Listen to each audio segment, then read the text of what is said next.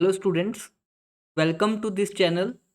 तो इस वीडियो के अंदर हम डिस्कस करेंगे एचटेट केमिस्ट्री का पीजीटी 2021 का पेपर। ठीक है, 21 का पेपर हम डिस्कस करेंगे। तो जितने भी टोटल आपको पता है 60 क्वेश्चन होते हैं। ये टोटल 60 क्वेश्चन होते हैं केमिस्ट्री वाले पोर्शन के, और 90 आपके अदर मार्क्स होते हैं। तो हम एक एक क्वेश्चन को डिटेल के अंदर डिस्कस करेंगे, सो डैट आपके जो कॉन्सेप्ट है वो भी बिल्डअप हो जाए और आपको प्रीवियस ईयर क्वेश्चंस की भी प्रॉपर नॉलेज हो जाए। तो इसमें हम सभी क्वेश्चंस को क्या करेंगे, डिस्कस करेंगे। About my self Brajesh Singla, I have done my MSc in chemistry and I have secured all India rank 47 in CSIR net. उस तो अलावा केमिस्ट्री की फील्ड के जितने भी एग्जाम हैं मैंने बढ़िया रैंक से क्वालिफाई किए हैं। और अब हम स्टार्ट करेंगे अपने वीडियो सोल्यूशन, जो कि हमारे एचटेट के होंगे। ठीक है, टोटल 60 क्वेश्चन है, 91 से लेके 150 तक। तो आप लोगों ने क्या करना है, पहले खुद से सोचना है क्वेश्चन को, फिर मेरे साथ क्या करना है, मैच करना है। जैसे पहला क्वेश्चन उन्होंने पूछा, 2021 का पेपर हम डिस्कस करें। यहाँ पे 2021 आएगा ही, 2021 का हम पेपर डिस्कस करें। तो पहला क्वेश्चन जो है हमारे पास, the reaction of benzene diazonium chloride with phenol gives para hydroxy azobenzene is which type of reaction. तो देखो हमारे पास रिएक्शन क्या होती है, ये हमारे पास क्या होता है, बेंजीन डाइजोनियम सॉल्ट होता है, सभी को पता होगा। ये क्या होता है हमारे पास, बेंजीन डाइजोनियम सॉल्ट। और इसकी रिएक्शन जब हम फिनोल के साथ करवाते हैं, जब इसकी रिएक्शन हम किसके साथ करवाते हैं, फिनोल के साथ करवाते हैं, तो फिनोल का एक्चुअल में जो पैरा हाइड्रोजन होता है वो क्या करता है, पार्टिसिपेट करता है। फिनोल का पैरा हाइड्रोजन पार्टिसिपेट करता है, तो होता क्या है बेसिकली, जो ये वाला हाइड्रोजन हटता है, हटाता कौन है इसको, जो नाइट्रोजन के ऊपर पॉजिटिव होता है। तो ओवरऑल इस रिएक्शन में देखना होगा क्या, इसके बाद पैरा हाइड्रोजन हटता है और नाइट्रोजन के साथ उनका क्या बन जाता है, बॉन्ड बन जाता है। ये नाइट्रोजन के साथ बॉन्ड बन जाता है और पैरा हाइड्रोजन हट जाता है। अब मुझे एक बात बताओ, नाइट्रोजन के ऊपर कौन सा चार्ज है, पॉजिटिव चार्ज, इसलिए कौन सी टाइप की रिएक्शन होगी, इलेक्ट्रोफिलिक टाइप की। और इसने हाइड्रोजन को हटाया, इट मीन्स ये कौन सी कैटेगरी की रिएक्शन होगी हमारे पास, इलेक्ट्रोफिलिक सब्सटीट्यूशन रिएक्शन। तो ये कौन सी रिएक्शन होगी हमारे पास, इलेक्ट्रोफिलिक, बिकॉज इलेक्ट्रोफाइल ने हटाया और इसमें हाइड्रोजन सब्सटीट्यूट हुआ है, तो इसलिए हम बोलेंगे सब्सटीट्यूशन रिएक्शन। तो इस रिएक्शन का जो मैकेनिज्म होगा वो होगा हमारे पास इलेक्ट्रोफिलिक सब्सटीट्यूशन रिएक्शन। अगर आप एग्जैक्ट मैकेनिज्म पढ़ना चाहो तो एग्जैक्ट मैकेनिज्म भी पढ़ सकते हो। बेसिकली होता क्या है, जैसे आपने एग्जांपल देखा होगा, जैसे हम ब्रोमिनेशन करवाते हैं, बेंजीन का ब्रोमिनेशन करवाते हैं, तो Br2 किसी लुईस एसिड की प्रेजेंस में करवाते हैं, FeBr3। ठीक है, ये आपने पढ़ा होगा। तो यहाँ पे जो हाइड्रोजन होता है और यहाँ से दोनों से हमें Br पॉजिटिव मिल जाता है। Br पॉजिटिव क्या हो गया, एक इलेक्ट्रोफाइल, और वो किसको सब्सटीट्यूट कर देता है, हाइड्रोजन को। तो इसी टाइप का क्या है, एक रिएक्शन है। तो इसका एग्जैक्ट मैकेनिज्म जो स्टूडेंट्स को देखना है वो एग्जैक्ट मैकेनिज्म भी डिस्कस कर सकते हैं। तो यहाँ पे हम एग्जैक्ट मैकेनिज्म पढ़ेंगे इसका। जो हमारे पास बेंजीन डाइजोनियम सॉल्ट होता है वो कुछ इस टाइप का होता है, एन ट्रिपल बॉन्ड N, और नाइट्रोजन के ऊपर क्या होता है हमारा पास, पॉजिटिव चार्ज होता है। अब हम इसकी रिएक्शन करवाते हैं किसके साथ, फिनोल के साथ। इसकी रिएक्शन हम करवाते हैं फिनोल के साथ।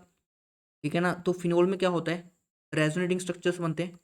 ये वाली ऑक्सीजन की इलेक्ट्रोनेसिटी यहाँ पे, ये वाली इलेक्ट्रोनेसिटी हमारे पास यहाँ पे शिफ्ट होती है, और ये वाला जो बॉन्ड होता है ये कहाँ पे अटैक करता है, इस नाइट्रोजन के ऊपर अटैक करता है, और जो हमारे पास इलेक्ट्रॉन डेंसिटी है कुछ इस डायरेक्शन में ओपन हो जाती है। तो यहाँ पे ध्यान से देखो, जो स्पीशीज बनेगी हमारे पास,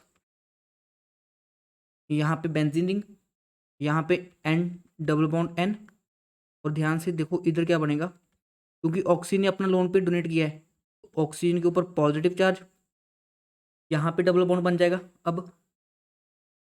और हमारे पास,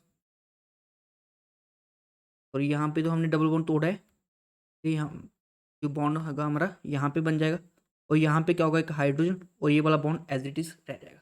तो इस स्टेप में क्या होता है, लॉस ऑफ एरोमेटिसिटी होता है, लॉस ऑफ एरोमेटिसिटी। तो पहले स्टेप में अटैक देखो किसके ऊपर हुआ, इलेक्ट्रोफिलिक सेंटर के ऊपर। ठीक है ना, इलेक्ट्रोफिलिक सेंटर के ऊपर अटैक हुआ। अब क्या होगा, ये हाइड्रोजन बाहर जाएगा, बिकॉज एरोमेटिसिटी का लॉस हुआ है, तो ये हाइड्रोजन यहाँ पे शिफ्ट कर जाएगा, ये वाली इलेक्ट्रॉन डेंसिटी हमारे पास आगे शिफ्ट हो जाएगी, और ये वाला बॉन्ड फिर से यहाँ पे। तो एक्चुअल में जो स्पीशीज बनेगा हमारे पास कुछ इस तरह का होगा, यहाँ पे N डबल बॉन्ड N, और फिर हमारे पास यहाँ पे जो एरोमेटिसिटी है वो रीगेन हो जाएगा, तो यहाँ पे OH। तो इस तरह की हमारे पास क्या होती है, एजोडाई फॉर्म होती है, ठीक है। ये हमारे पास क्या है, एजोडाई। और इस डाई का कलर क्या होता है, फिनोल के साथ जो डाई बनती है उसका जो कलर होता है हमारे पास ऑरेंज होता है। जो फिनोल के साथ डाई बनती है उसका कलर होता है ऑरेंज। बस आपको याद रखना था इसमें मैकेनिज्म कौन सा फॉलो होता है, इलेक्ट्रोफिलिक सब्स्टिट्यूशन रिएक्शन, ठीक है ना। और एक बात और याद रख लेना, सेम रिएक्शन हमारे पास एनिलीन के साथ भी होती है, सेम रिएक्शन हमारे पास एनिलीन के साथ भी होती है। एनिलीन का भी पैराहाइड्रोजन पार्टिसिपेट करता है, एनिलीन का भी पैराहाइड्रोजन पार्टिसिपेट करता है। और कुछ इस तरह की हमारे पास एजोबेंजीन का फॉर्मेशन हो जाता है, कुछ इस तरह की एजोबेंजीन का फॉर्मेशन हो जाता है। तो इसका कलर जो होता है हमारे पास वो होता है येलो कलर। जो एनिलीन के साथ बनती है उसको हम बोलते हैं क्या, येलो कलर। और जो फिनोल के साथ बनती है वो डाई का कलर होता है हमारे पास ऑरेंज। तो ये इंपॉर्टेंट पॉइंट्स है जो आपको ध्यान रखने हैं, ठीक है ना। चलो आपका क्वेश्चन तो बिल्कुल ईजी था, बट मैंने थोड़ा सा उसको डिटेल में इलेबोरेट आपके लिए कर दिया है। बाकी आप एज इट इज़ ये क्वेश्चन ध्यान रखना, बिकॉज HTET के अंदर मोस्ट ऑफ द क्वेश्चन क्या होते हैं, रिपीट होते हैं। उसके बाद देखो question number 92, which of the following pair of element have not equal size. तो आपको पता होगा हमारे पास scandium, titanium, vanadium, chromium, manganese, iron, cobalt, nickel, copper, zinc. फिर आता है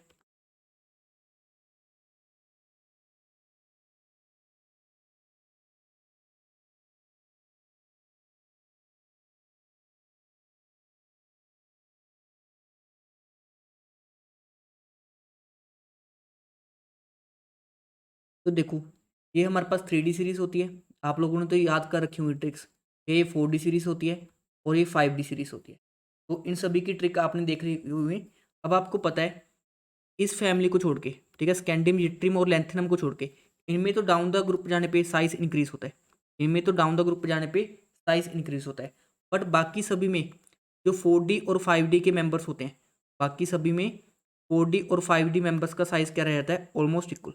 मतलब इनका साइज इक्वल रह जाएगा अप्रोक्सीमेट, ठीक है। इन सभी का साइज क्या होता है, अप्रोक्सीमेट इक्वल होता है, ठीक है ना। 4D और 5D सीरीज के मेंबर्स का जो साइज है अप्रोक्सीमेटली इक्वल होता है, ठीक है। इनका साइज अप्रोक्सीमेटली इक्वल होता है बिकॉज ऑफ लेंथेनॉइड कॉन्ट्रैक्शन, ठीक है। तो लेंथेनॉइड कॉन्ट्रैक्शन की वजह से जर्कोनियम और होफनियम का साइज अप्रोक्सीमेटली इक्वल होगा, नायोबियम और टीए का साइज अप्रोक्सीमेट इक्वल होगा, मोलिबेडनम और टंगस्टन का साइज इक्वल होगा।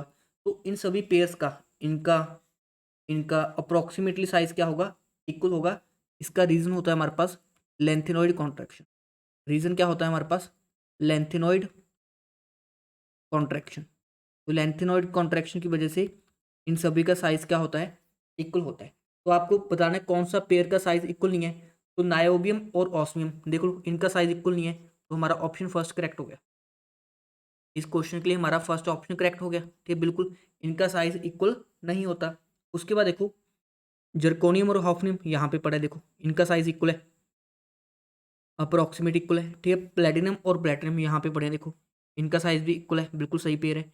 मोलिबेडनम और टंगस्टन ये भी यहाँ पे पेयर पड़े, तो इनका भी साइज अप्रोक्सीमेट इक्वल है। बट किनका नहीं है, नायोबियम और ऑस्मियम, ठीक है। नायोबियम का टीए के साथ होता और ऑस्मियम का रुथेनियम के साथ होगा।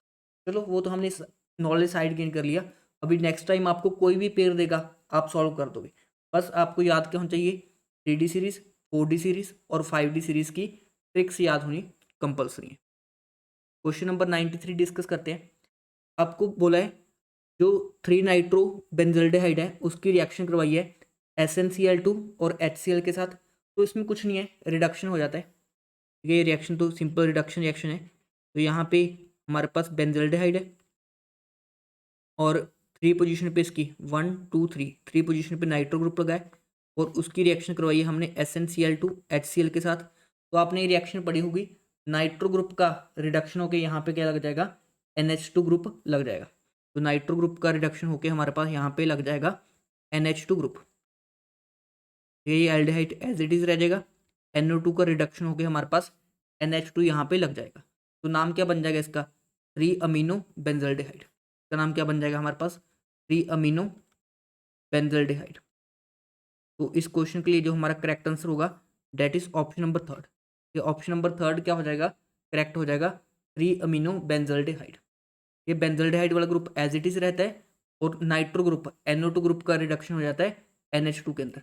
आप अमीन्स वाला चैप्टर पढ़ना, ठीक है, 12th क्लास के NCERT में, वहाँ पे ये रिएक्शन आपको मिल जाएगी। ये क्वेश्चन नंबर 94, ठीक है, आपसे फ्रेंडलिच आइसोथर्म का पूछा है कि इनमें से कौन सी फ्रेंडलिच आइसोथर्म को रिप्रेजेंट कर रही है। तो आपने पढ़ी होगी Freundlich isotherm XYM, extent of absorption किसके इक्वल होता है, K P की पावर 1/n, ठीक है। ये क्या होती है हमारे पास, फ्रेंडलिच आइसोथर्म की इक्वेशन होती है, फ्रेंडलिच आइसोथर्म, ठीक है, की इक्वेशन होती है हमारे पास XYM is equal to K P की पावर 1/n। और उसके बाद हम इसको डिस्कस करते हैं वेरियस रीजन्स के अंदर। लो प्रेशर रीजन में अलग होता है, हाई प्रेशर रीजन में अलग होता है, वो सब आपने डिटेल में पढ़ना है। अब देखो इसमें क्या होता है, at low pressure region, at low pressure region जो हमारे पास 1/n की वैल्यू होती है वो होती है 1, ठीक है ना। 1/n की वैल्यू क्या होती है हमारे पास, 1 होती है। तो यहाँ पे n की वैल्यू कितनी हो जाएगी, 1। और एक्सप्रेशन क्या होता है, XYM is equal to K की पावर 1। मतलब जैसे जैसे प्रेशर बढ़ेगा एब्जॉर्प्शन भी क्या होता है, इंक्रीज होता है। तो यहाँ पे प्रेशर भी बढ़ेगा तो एब्जॉर्प्शन भी इंक्रीज होगा। तो यहाँ पे कौन सी काइनेटिक्स फॉलो होती है, लो प्रेशर रीजन में हमारे पास फर्स्ट ऑर्डर काइनेटिक्स फॉलो होती है। कौन सी काइनेटिक्स फॉलो होती है, फर्स्ट ऑर्डर काइनेटिक्स। या अगर हम हाई प्रेशर कर देंगे, एट हाई प्रेशर, तो हाई प्रेशर के ऊपर जो 1/n की वैल्यू है वो क्या हो जाती है हमारे पास, 0 हो जाती है। और n की वैल्यू क्या हो जाती है हमारे पास, इन्फानाइट हो जाती है। n की वैल्यू कितनी होती है, इन्फानाइट। तो XYM का एक्सप्रेशन क्या आ जाएगा, K की पावर 0। मतलब हाई प्रेशर के ऊपर जब प्रेशर काफ़ी हाई कर दिया तो एब्जॉर्प्शन के ऊपर कोई भी फर्क नहीं पड़ेगा, एब्जॉर्प्शन कांस्टेंट हो जाएगी।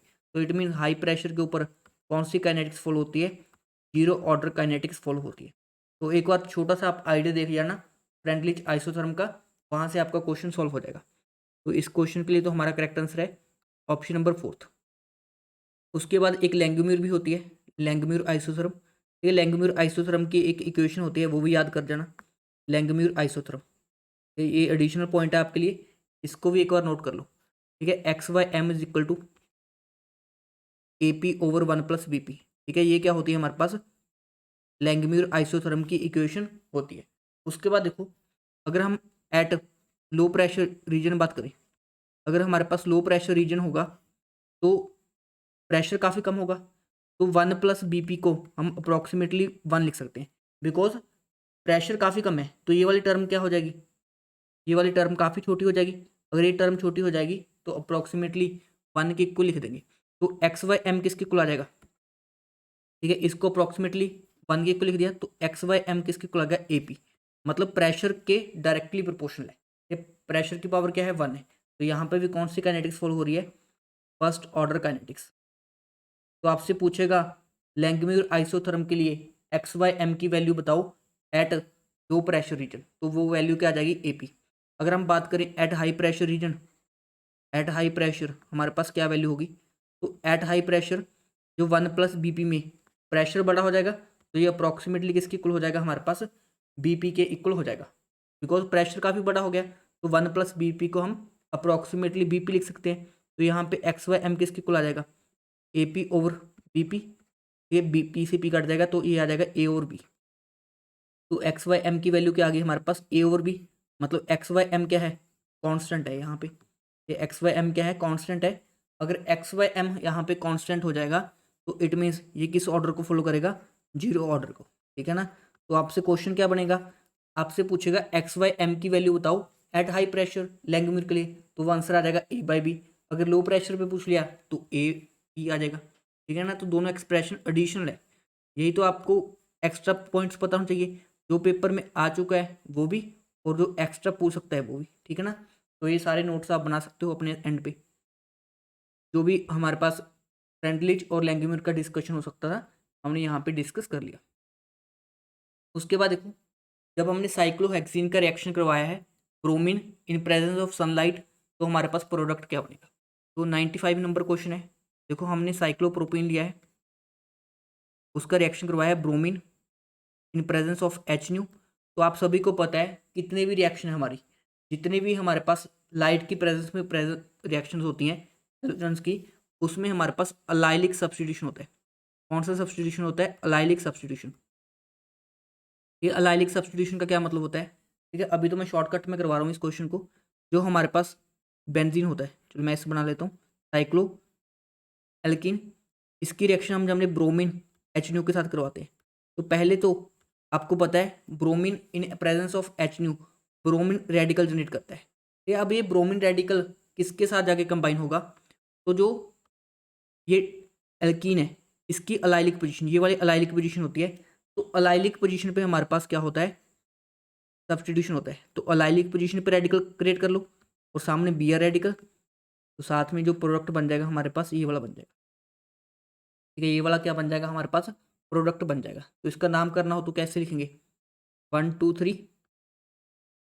3 ब्रोमो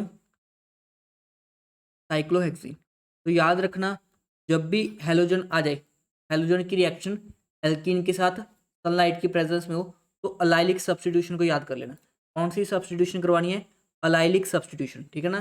तो अलाइलिक सब्स्टिट्यूशन वर्ड ध्यान रखना, उससे हमारा क्वेश्चन ईजिली सॉल्व हो जाएगा। ये एक NBS की रिएक्शन आएगी आपको, एन ब्रोमोसक्सिनामाइड की, उसका भी सेम ही हमारे पास प्रोसीजर होता है। ठीक है, the monomer of natural rubber. ठीक है, तो नेचुरल रबर भाई किससे मिलके बनती है हमारे पास? डेट इज आइसोप्रीन से। ठीक है ना? नेचुरल रबर कहाँ से बनती है हमारे पास? आइसोप्रीन। और आइसोप्रीन का फॉर्मूला क्या होता है हमारे पास? आइसोप्रीन का फॉर्मूला होता है 2 मिथाइल 1,3 ब्यूटाडाइन। ये इसको हम क्या बोलते हैं? ये आइसोप्रीन, और आइसोप्रीन का जो पॉलीमर बनता है उसको हम क्या बोलते हैं? नेचुरल रबर बोलते हैं। तो हम क्या बोलते हैं? नेचुरल रबर बोलते हैं। ठीक है, ये आप लोगों को पता होगा। ठीक है, इसका स्ट्रक्चर कुछ इस तरह का होता है। ठीक है, ये 1,3 ब्यूटाडाइन और 2 नंबर पोजीशन पे क्या होता है? मिथाइल ग्रुप अटैच होता है। चलो, ये तो आपको आइसोप्रीन का आइडिया होगा। जो हमारे पास नेचुरल रबर का क्या होता है? मोनोमर होता है। तो इस क्वेश्चन के लिए तो हमारा करेक्ट आंसर हो जाएगा ऑप्शन नंबर 3। बट अगर आपसे पूछ ले सिंथेटिक रबर, सिंथेटिक रबर, ठीक है, उसमें आपको एक यूनिट यूज होती है जिसको हम बोलते हैं क्लोरोप्रीन। क्लोरोप्रीन, ये क्लोरोप्रीन से हमारे पास क्या बनता है? सिंथेटिक रबर का फॉर्मेशन होता है। अब ये क्लोरोप्रीन का फॉर्मूला पूछ सकता है आपसे, आपसे क्लोरोप्रीन का फॉर्मूला पूछ सकता है। तो क्लोरोप्रीन का फॉर्मूला होता है टू क्लोरो ब्यूटा 1,3 डाइन। ठीक है ना? तो ये वाला क्या होता है? इसका स्ट्रक्चर होता है। ठीक है ना? यहाँ पे डबल बॉन्ड होता है और 2 नंबर पोजीशन पे क्लोरो। तो 2 क्लोरो ब्यूटा 1,3 डाइन से हमारे पास क्या बनता है? सिंथेटिक रबर बनता है। यहाँ से हमारे पास क्या बनता है? सिंथेटिक रबर बनता है। उसके अलावा रबर तो कई तरह के और होते हैं, जैसे आपने सुना होगा नाम बूना एस, ये एक नाम सुना होगा आपने बूना एन, ये इनका भी आपको आइडिया होना चाहिए। ठीक है ना? बूना एस में क्या होता है हमारे पास? बेसिकली हमारे पास 2 यूनिट्स होती हैं किसकी? एक होता है हमारे पास ब्यूटा 1,3 डाइन। तो बूना एस में क्या होता है? एक तो होता है 1,3 ब्यूटाडाइन, और साथ में क्या होता है हमारे पास? स्टाइरिन होता है। इस साथ में क्या होता है? स्टाइरिन होता है। इन दोनों से क्या बनता है हमारे पास? बूना एस बनता है। और बूना एन के लिए क्या यूज़ करते हैं हम? ब्यूटा 1,3 डाइन, और साथ में हम यूज़ करते हैं विनाइल साइनाइड, या इसको हम एक्रोलिन भी बोल देते हैं। तो यहाँ से हमारे पास बूना एन बनता है। तो आपको याद क्या करना है? जैसे आपके एग्जाम में ग्लिप्टल पूछ लेता है, एक ग्लिप्टल, तो ग्लिप्टल किससे मिलके बनता है? नाम से याद रखो, ग्लिप्टल ग्लाइसिन। ये ग्लाइसिन मतलब CH2OH, CH2OH। ठीक है ना? इथिलीन ग्लाइकोल को ग्लाई लिख देता है वो। और पटल, ठीक है, पटल से हम याद कर सकते हैं थैलिक एसिड। थैलिक एसिड क्या होता है हमारे पास? ये वाला क्या होता है? Phthalic acid. जब दोनों पोजीशन पे क्या होता है? ठीक है, COH ग्रुप लगा होता है। ठीक है ना? ऑर्थो पोजीशन पे COH ग्रुप लगे होते हैं, उसको हम बोलते हैं थैलिक एसिड। तो मैं स्ट्रक्चर बना देता हूँ आपकी, तो आप ट्रिक्स नाम से ही समझ सकते हो उनको। ये यहाँ पे भी COH ग्रुप लगा होता है और यहाँ पे भी COH ग्रुप लगा होता है, तो हम क्या बोलते हैं, थैलिक एसिड। थैलिक एसिड और साथ में क्या होता है, इथाइलिन ग्लाइकोल। इथाइलिन ग्लाइकोल, तो इन दोनों की यूनिट से हमारे पास क्या बनता है, ग्लिप्टल। नाम से क्लियर होता है, ग्लाई से ग्लाइसिन, इथिलीन ग्लाइकोल, और पटल से थैलिक एसिड। देख लो, ऐसे याद कर सकते हैं। ग्लिप्टल मुझे लगता है इसी पेपर में आया हुआ है, नीचे हम डिस्कस करेंगे। सिमिलरली आपसे एक होता है डेक्रोन। डेक्रोन जिसको हम बोलते हैं टेरिलीन, ठीक है, टेरिलीन। तो जो ये वाला पॉलीमर होता है, इसमें हम एक तो यूज़ करते हैं इथिलीन ग्लाइकोल, और साथ में यूज़ करते हैं टेरी। टेरी से मतलब टेरिथेलिक एसिड। टेरिथेलिक एसिड क्या होता है, जब बेंजीन रिंग में जो COH ग्रुप होते हैं 1,4 पोजीशन पे होते हैं, तो इसको हम क्या बोलते हैं, टेरिथेलिक एसिड। इसको हम क्या बोलते हैं, टेरिथेलिक एसिड, और साथ में क्या होता है, इथिलीन ग्लाइकोल। तो देखो, सारे मोनोमर्स तो याद करने ही पड़ेंगे, बिकॉज आपके PGT, एचटेट PGT में रिपीटेडली ये क्वेश्चन पूछे जा रहे हैं, ठीक है ना। तो जितने भी, अभी मैं सारे तो नहीं लिखवा सकता आपको, फिर कभी किसी सेशन के अंदर आपको सारे मोनोमर्स और पॉलीमर्स करवा दूंगा, बट फिलहाल के लिए जो इंपॉर्टेंट है वो मैंने यहाँ पे लिख दिए। इसके बाद नेक्स्ट देखो, आउटर इलेक्ट्रॉनिक कॉन्फ़िगरेशन पूछा है यूरोपियम का, ये EU का। तो आपको 4D सीरीज याद होनी चाहिए, सॉरी 4F सीरीज। सबसे पहले होता है सीरियम, PR, ND, PM,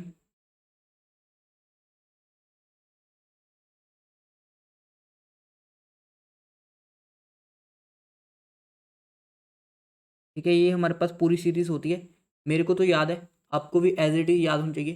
तो आपसे यूरोपियम की पूछा है, तो यहाँ पे ध्यान से देखो, सीरियम का एटॉमिक नंबर होता है 58, यूरोपियम का हो जाएगा हमारे पास 63। तो 63 एटॉमिक नंबर का आपसे इलेक्ट्रॉनिक कॉन्फ़िगरेशन पूछा है। तो इसकी भी वो होती है हमारे पास, जिनोन के अंदर हम 54 इलेक्ट्रॉन भर चुके होते हैं। उसके बाद हमारे पास 4F होता है और 6S होता है।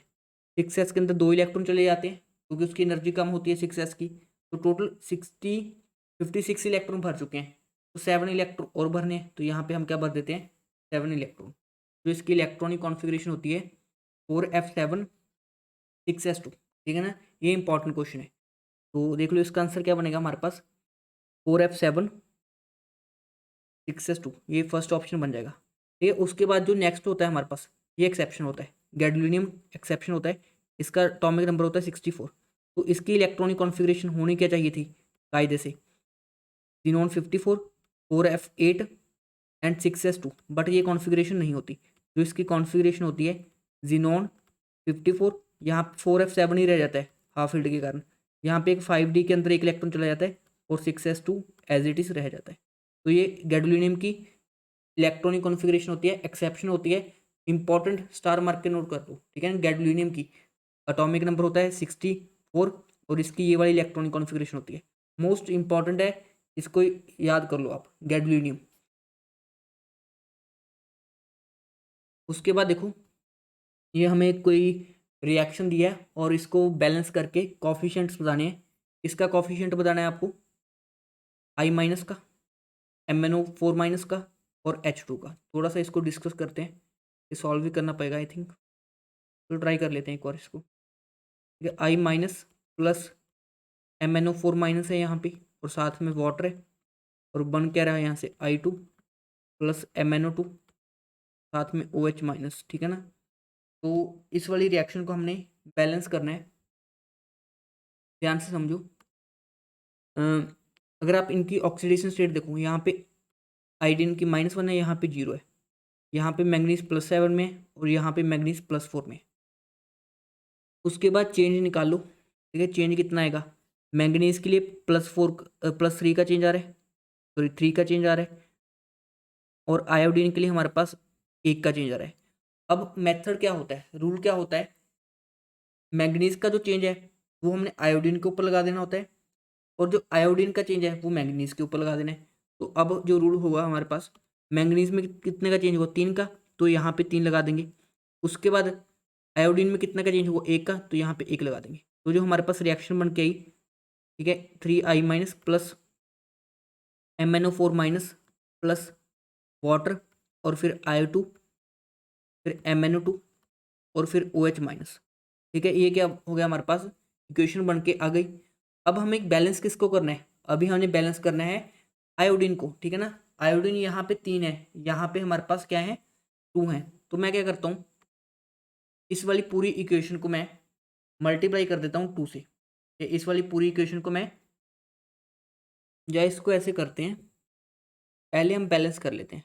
पहले हम जो हल्की फुल्की बैलेंसिंग हो रही है उसको बैलेंस कर लेते हैं, फिर इसको फर्दर प्रोसीड करेंगे। पहले जो हल्की फुल्की बैलेंसिंग हो रही है अपने नॉर्मल मेथड से वही हम कर लेते हैं, उसके बाद इस क्वेश्चन को सॉल्व करेंगे, तब इजी रहेगा।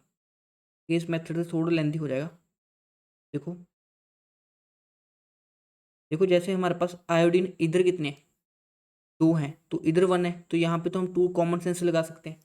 ये मैंगनीज यहाँ पे 1 है, यहाँ पे 1, तो इतनी तो कॉमन क्लियर है। अब यहाँ से देखो, आयोडीन -1 से 0 जा रहा है, और मैंगनीज +7 से हमारे पास +4 में जा रहा है।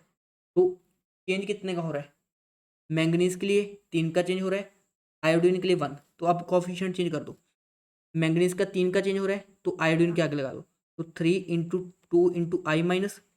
और हमारे पास जो आयोडीन है, ठीक है ना, आयोडीन के लिए देखो, एक आयोडीन के लिए हमारे पास चेंज हो रहा है 1 का, ठीक है ना, 1 -1 से 0, 1 का चेंज हो रहा है। बट हमारे पास आयोडीन एक्चुअल में है कितने, 2 आयोडीन है, तो मैंगनीज के आगे क्या लग जाएगा, 2 लग जाएगा। बिकॉज एक आयोडीन के लिए 1 का चेंज हो रहा है -1 से 0, बट 2 आयोडीन है, तो 2 आयोडीन के लिए कितना का चेंज होगा, 2 का। तो 2 MnO4 minus plus H2O I2, फिर बन जाएगा MnO2, और फिर बन जाएगा OH माइनस। तो ध्यान से देखो, यहाँ पे 6 आयोडाइड बन रहा है, तो यहाँ पे 2 MnO4 माइनस बन रहा है। देखो मुझे 2 ही स्टेप से रिएक्शन की बैलेंसिंग मिल गई, दैट इज थर्ड ऑप्शन। ठीक है ना, तो इस क्वेश्चन के लिए जो करेक्ट आंसर होगा वो थर्ड होगा। तो ये थोड़ा सा बैलेंसिंग होती है, आपको रिडॉक्स में पढ़नी पड़ेगी अच्छे से, तभी आप इस टाइप के क्वेश्चन को क्या कर पाओगे, अप्रोच कर पाओगे। उसके बाद देखो, ये तो आपको पढ़ना ही पड़ेगा। Question 99, in the metallurgy of aluminium what is the mixed with purified aluminium to lower the melting point of mixture. तो क्या मिक्स किया जाता है हमारे पास, Na3AlF6। ठीक है ना, ये वाला कॉम्प्लेक्स कंपाउंड हम क्या करते हैं, मिक्स करते हैं, as it is NCERT question है। तो आपने metallurgy, principle of isolation of metals वाले टॉपिक को पढ़कर जाना है। ठीक है, नेक्स्ट हमारे पास क्या है, बेंजोइन कंडेंसेशन है। पता नहीं आपके एग्जाम में, हर एग्जाम में, ठीक है, जितने भी आपके HTET के एग्जाम हुए हैं उसमें बेंजोइन कंडेंसेशन से क्वेश्चन पूछा ही गया है। तो बेंजोइन कंडेंसेशन में क्या होता है, हमारे पास बेंजल्डिहाइड लेते हैं, बेंजल्डिहाइड की रिएक्शन हम करवाते हैं किसके साथ, KCN के साथ, साइनाइड आयन के साथ। ये वाटर ले लेते हैं साथ में और बेस ले लेते हैं, और जो फाइनल प्रोडक्ट हमें दिखाई देता है that is alpha hydroxy ketone. ठीक है ना, अल्फा हाइड्रोक्सी कीटोन, ये वाला प्रोडक्ट बनता है हमारा यहाँ पे अल्फा हाइड्रोक्सी कीटोन। ठीक है ना, कीटोन के रिस्पेक्ट में, कीटोन है, कीटोन के रिस्पेक्ट में अल्फा कार्बन, अल्फा कार्बन के ऊपर OH। तो यहाँ पे हमारे पास अल्फा हाइड्रोक्सी कीटोन प्रोडक्ट बनता है। तो ये कौन सी रिएक्शन होती है हमारे पास, बेंजोइन कंडेंसेशन होती है। The self condensation of aromatic aldehyde, aromatic aldehyde लिया with no alpha hydrogen in the presence of cyanide, ठीक है, as catalyst to form alpha hydroxy ketone. ठीक है ना, तो ये रिएक्शन का नाम होता है हमारे पास बेंजोइन कंडेंसेशन। कौन सी रिएक्शन होती है हमारे पास, बेंजोइन कंडेंसेशन। ये क्वेश्चन नंबर हमारे पास, which of the following groups directs the incoming electrophile at meta position. आपको पता होगा जो इलेक्ट्रॉन डोनेटिंग होते हैं, इलेक्ट्रॉन डोनेटिंग मतलब जो +M शो करते हैं, +H या +I शो करते हैं, वो ऑर्थो एंड पैरा डायरेक्टिंग होते हैं। और जो हमारे पास इलेक्ट्रॉन विड्रॉइंग ग्रुप्स होते हैं, जो हमारे पास इलेक्ट्रॉन विड्रॉइंग ग्रुप्स होते हैं, -M वाले, -H वाले, -I वाले, ये वो क्या होते हैं, मेटा डायरेक्टिंग होते हैं। ठीक है, जो हमारे पास क्लोरीन होता है, हेलोजेंस, हेलोजेंस हमारे पास, हेलोजेंस इलेक्ट्रॉन विड्रॉइंग होते हैं, इलेक्ट्रॉन विड्रॉइंग होते हैं, बट उसके बावजूद भी ये ऑर्थो एंड पैरा डायरेक्टिंग होते हैं। बस ये पॉइंट्स अगर स्टूडेंट्स पता थे आपको, क्वेश्चन इजी था। क्वेश्चन में क्या पूछा है आपसे, ठीक है, ये +H भी शो कर सकता है, +I भी, तो ये ऑर्थो एंड पैरा डायरेक्टिंग होगा। यहाँ पे नाइट्रोजन के ऊपर लोन पे डायरेक्ट है, तो ये +M शो करेगा, तो ये भी ऑर्थो एंड पैरा डायरेक्टिंग होगा। यहाँ पे ऑक्सीजन के ऊपर डायरेक्ट लोन पेयर है तो ये भी प्लस एम शो करेगा, तो ये भी ऑर्थो एंड पैरा डायरेक्टिंग होगा। यहाँ पे COR, ठीक है, C डबल बॉन्ड O, जितने भी C डबल बॉन्ड O वाले या C ट्रिपल बॉन्ड N वाले या N डबल बॉन्ड O वाले, ठीक है, ये सभी क्या होते हैं हमारे पास -M ग्रुप्स होते हैं। तो -M वाले क्या होते हैं, मेटा डायरेक्टिंग होते हैं। ठीक है, आपने इतनी बेसिक जियोसी तो पढ़ी होगी। तो इस क्वेश्चन के लिए जो करेक्ट आंसर होगा हमारा फोर्थ ऑप्शन हो जाएगा। ठीक है, क्वेश्चन नंबर 102, ठीक है, कौन सा आइसोमेरिज्म है, ध्यान से देखो, यहाँ पे सल्फेट आयन अंदर है, यहाँ पे बाहर है, मतलब आयंस का फर्क है। तो आयंस का जब फर्क होता है, यहाँ पे Br बाहर है, यहाँ पे Br अंदर है, तो जब भी आयंस का एक्सचेंज होता है तो कौन सा आइसोमेरिज्म होता है, आयनाइजेशन आइसोमेरिज्म होता है। तो इस क्वेश्चन के लिए हमारा करेक्ट आंसर हो जाएगा ionisation isomerism, that is option number first. ठीक है, which of the following is the element of chalcogens, देखो हमारे पास जो ग्रुप 15 होता है नाइट्रोजन वाले, उनको हम बोलते हैं निकोजेंस। निकोजेंस जो हमारे पास ग्रुप नंबर 16 होता है, इनको हम बोलते हैं चाल्कोजेंस, जो हमारे पास ग्रुप नंबर 16 होता है। और जो ग्रुप नंबर 17 होता है हमारे पास, उसको हम बोलते हैं हेलोजेंस। तो उसने पूछा चैल्कोजेंस कौन सा है, तो ऑक्सीजन फैमिली में कौन से मेंबर होते हैं, oxygen, sulphur, selenium, tellurium and polonium. ठीक है, ये सभी क्या है हमारे पास चैल्कोजेंस है। तो यहाँ पे जो करेक्ट आंसर हो जाएगा हमारा सेलेनियम बन जाएगा। ठीक है, आपको ग्रुप 15 पता होना चाहिए, जिनको हम निकोजेंस बोलते हैं, और ग्रुप 17 को हम हेलोजेंस बोलते हैं। ठीक है, which of the following gases form carboxy haemoglobin complex, आपको पता है जो हीमोग्लोबिन होता है इसके साथ CO कार्बन मोनोऑक्साइड की बाइंडिंग कैपेसिटी होती है, बाइंडिंग कैपेसिटी ज़्यादा होती है। मतलब जो हीमोग्लोबिन होता है उसकी CO के साथ बाइंडिंग कैपेसिटी क्या होती है, काफ़ी हाई होती है, जिसको हम क्या बोलते हैं, कार्बोक्सी हीमोग्लोबिन कॉम्प्लेक्स। तो इस क्वेश्चन के लिए जो हमारा करेक्ट आंसर आ जाएगा दैट इज CO। ये CO क्या हो जाएगा इस क्वेश्चन के लिए हमारा करेक्ट आंसर हो जाएगा। ठीक है, प्रिडिक्ट द इंट्रोपी चेंज, तो यहाँ पे ध्यान से देखो, क्वेश्चन नंबर हमारे पास 105 है। 105 नंबर क्वेश्चन के लिए हमारे पास जो H2 है ये एक मॉलिक्यूल है, और उससे हमारे पास क्या बन रहे हैं, दो एटम बन रहे हैं, मतलब एक से दो बन रहे हैं, मतलब अलग अलग हो रही चीज़ें। तो रैंडमनेस क्या हो रहा है, बढ़ रहा है। रैंडमनेस क्या हो रहा है, बढ़ रहा है। अगर रैंडमनेस हमारे पास इंक्रीज हो रहा है तो इट मीन्स इंट्रोपी भी हमारे पास क्या हो रही है, इंक्रीज हो रही है। बिकॉज इंट्रोपी क्या होती है, डिग्री ऑफ रैंडमनेस।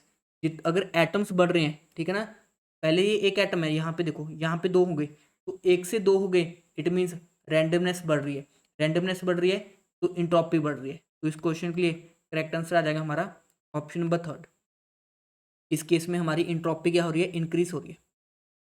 ये इसके बाद देखो, इनमें से किसके अंदर पर ऑक्साइड लिंकेज प्रेजेंट है। ठीक है, पर ऑक्साइड लिंकेज किसमें प्रेजेंट है, तो ऑक्सीजन और ऑक्सीजन के बीच में जो लिंकेज होती है इसको हम बोलते हैं पर ऑक्सी लिंकेज। ठीक है ना, तो अब पर ऑक्सी लिंकेज की एक ट्रिक है। जैसे देखो, सल्फर की मैक्सिमम ऑक्सीडेशन स्टेट क्या होती है, +6 होती है, तो ये इसकी क्या होती है, मैक्सिमम ऑक्सीडेशन स्टेट होती है। अगर किसी कंपाउंड में +6 से ज़्यादा आ रही है कैलकुलेट करने पे, तो उसमें पर ऑक्सी लिंकेज प्रेजेंट होगी। ठीक है, if more then 6 then peroxy linkage is confirm, then peroxy linkage is confirmed. तो उस केस में हमारे पास पर ऑक्सी लिंकेज क्या होगी, प्रेजेंट होगी। जैसे यहाँ पे देखो, ठीक है, हाइड्रोजन का 2, सल्फर के ऊपर x मान लो, ठीक है, 3 इंटू ऑक्सीजन के ऊपर -2 इज इक्वल टू 0। तो यहाँ पे x सॉल्व करेंगे हमारे पास आएगा ये +4 आ जाएगा। यहाँ पे देखो आप सॉल्व करना, 2 + x +4 into -2 is equal to 0, x is equal to +6 आ जाएगा। यहाँ पे सॉल्व करना है, इसका नाम होता है मार्शल्स एसिड। ये मार्शल्स एसिड होता है इसका नाम। तो यहाँ पे 2 + 2x, ठीक है, अब 2x लेंगे बिकॉज दो सल्फर हैं, +8 इंटू -2 इज इक्वल टू 0। तो यहाँ पे 2x इज इक्वल टू 14 आ रहा है, और x कितना आ जाएगा, +7। मतलब जितनी हमारे पास मैक्सिमम हो सकती है सल्फर की, उससे ज़्यादा आ रहा है। इट मीन यहाँ पे क्या होगी, पर ऑक्सी लिंकेज प्रेजेंट होगी। यहाँ पे क्या प्रेजेंट होगी, पर ऑक्सी लिंकेज प्रेजेंट हमारे पास होगी। तो ये हमारे पास क्या होती है, एक सिंपल सी ट्रिक होती है पर ऑक्सी लिंकेज पहचानने के लिए। ठीक है। उसके बाद क्वेश्चन नंबर 107, ठीक है। तो आपसे पूछा है बैक्टीरियसिडल एंटीबायोटिक कौन सा है, ठीक है। कम से कम आपके एग्जाम में हर पेपर में रिपीट हुआ है, ठीक है ना। बैक्टीरियल एंटीबायोटिक, ठीक है ना। तो इसका आंसर आएगा ऑफ्लोसिन, ठीक है ना, ऑफ्लैक्सोसिन, ठीक है। जो भी नाम है इसका याद कर लेना, काफ़ी बार क्वेश्चन रिपीट हो चुका है। उसके बाद देखो, the number of NMR signal produce in 1,2 डाइक्लोरोप्रोपेन, ठीक है। एक और स्ट्रक्चर बना लेते हैं इसका, ठीक है। 1,2 डाइक्लोरोप्रोपेन, ठीक है। ये क्या हो जाएगा, स्ट्रक्चर हो जाएगा 1,2 डाइक्लोरोप्रोपेन का। तो यहाँ पे देखो, ये वाला क्या है हमारे पास, एक कायरल सेंटर है। एक कायरल सेंटर क्या होता है, वो वाला कार्बन जिसके अराउंड चारों डिफरेंट ग्रुप्स हों। तो यहाँ पे ध्यान से देखो,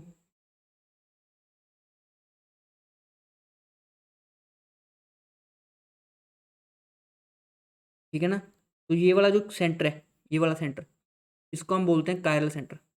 ये वाला सेंटर कौन सा है हमारे पास, कायरल सेंटर है। तो अगर नॉर्मली स्टूडेंट देखता, ठीक है ना, नॉर्मल स्टूडेंट क्या देखता कि ये दो हाइड्रोजन एक जैसे हैं, ये वाला हाइड्रोजन एक जैसा है, और ये वाला हाइड्रोजन तीन एक जैसे हैं। तो स्टूडेंट का आंसर क्या होता, नंबर ऑफ एनएमआर सिग्नल। तो स्टूडेंट आंसर टिक करता number of NMR signal is equal to 3, ठीक है ना। जो कि हमारा क्या हो जाता, रॉन्ग आंसर हो जाता। अब ये रॉन्ग क्यों है, इसके लिए हमें डिस्कस करना पड़ेगा डायोस्टीरियोट्रॉपिक डायोस्टीरियोट्रॉपिक प्रोटॉन्स का कॉन्सेप्ट, है ना। तो डायोस्टीरियोट्रॉपिक प्रोटॉन्स क्या कहते हैं, जैसे ये वाला सेंटर हमारे पास क्या है, एक कायरल सेंटर है। ये वाला सेंटर क्या है, कायरल सेंटर है।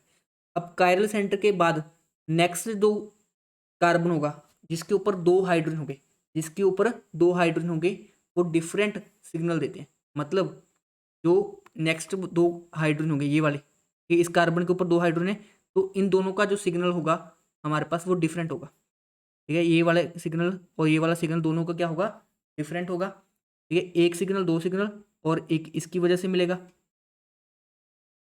एक इसकी वजह से मिलेगा थर्ड सिग्नल, और जो फोर्थ सिग्नल मिलेगा हमें वो इनकी वजह से, ये तीन हाइड्रोजन की वजह से एक सिग्नल मिलेगा।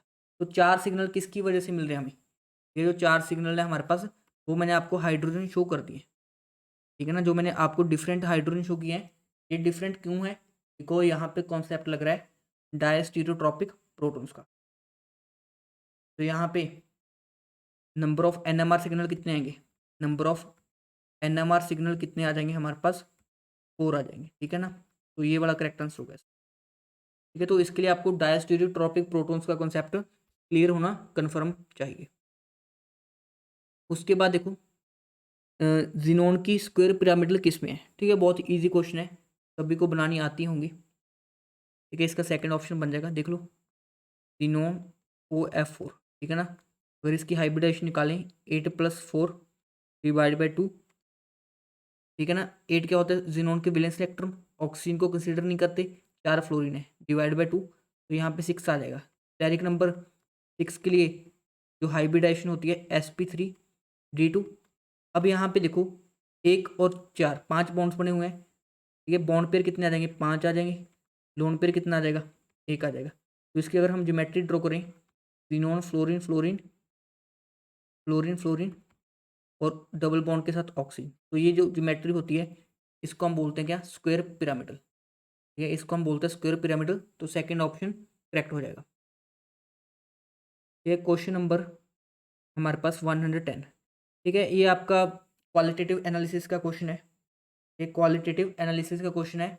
Presence of sulphide ion violet colour का आपको मिलता है, ठीक है। Presence of sulphide ion gives violet colour, किसके साथ देती है वो वॉयलेट कलर। इंपॉर्टेंट क्वेश्चन है क्वालिटेटिव एनालिसिस का।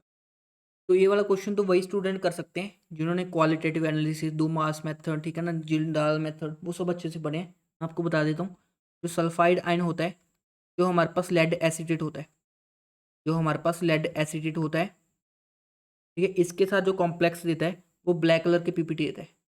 ये इसके साथ कौन से कलर के पीपीटी मिलते हैं हमें, ब्लैक कलर के पीपीटी मिलते हैं।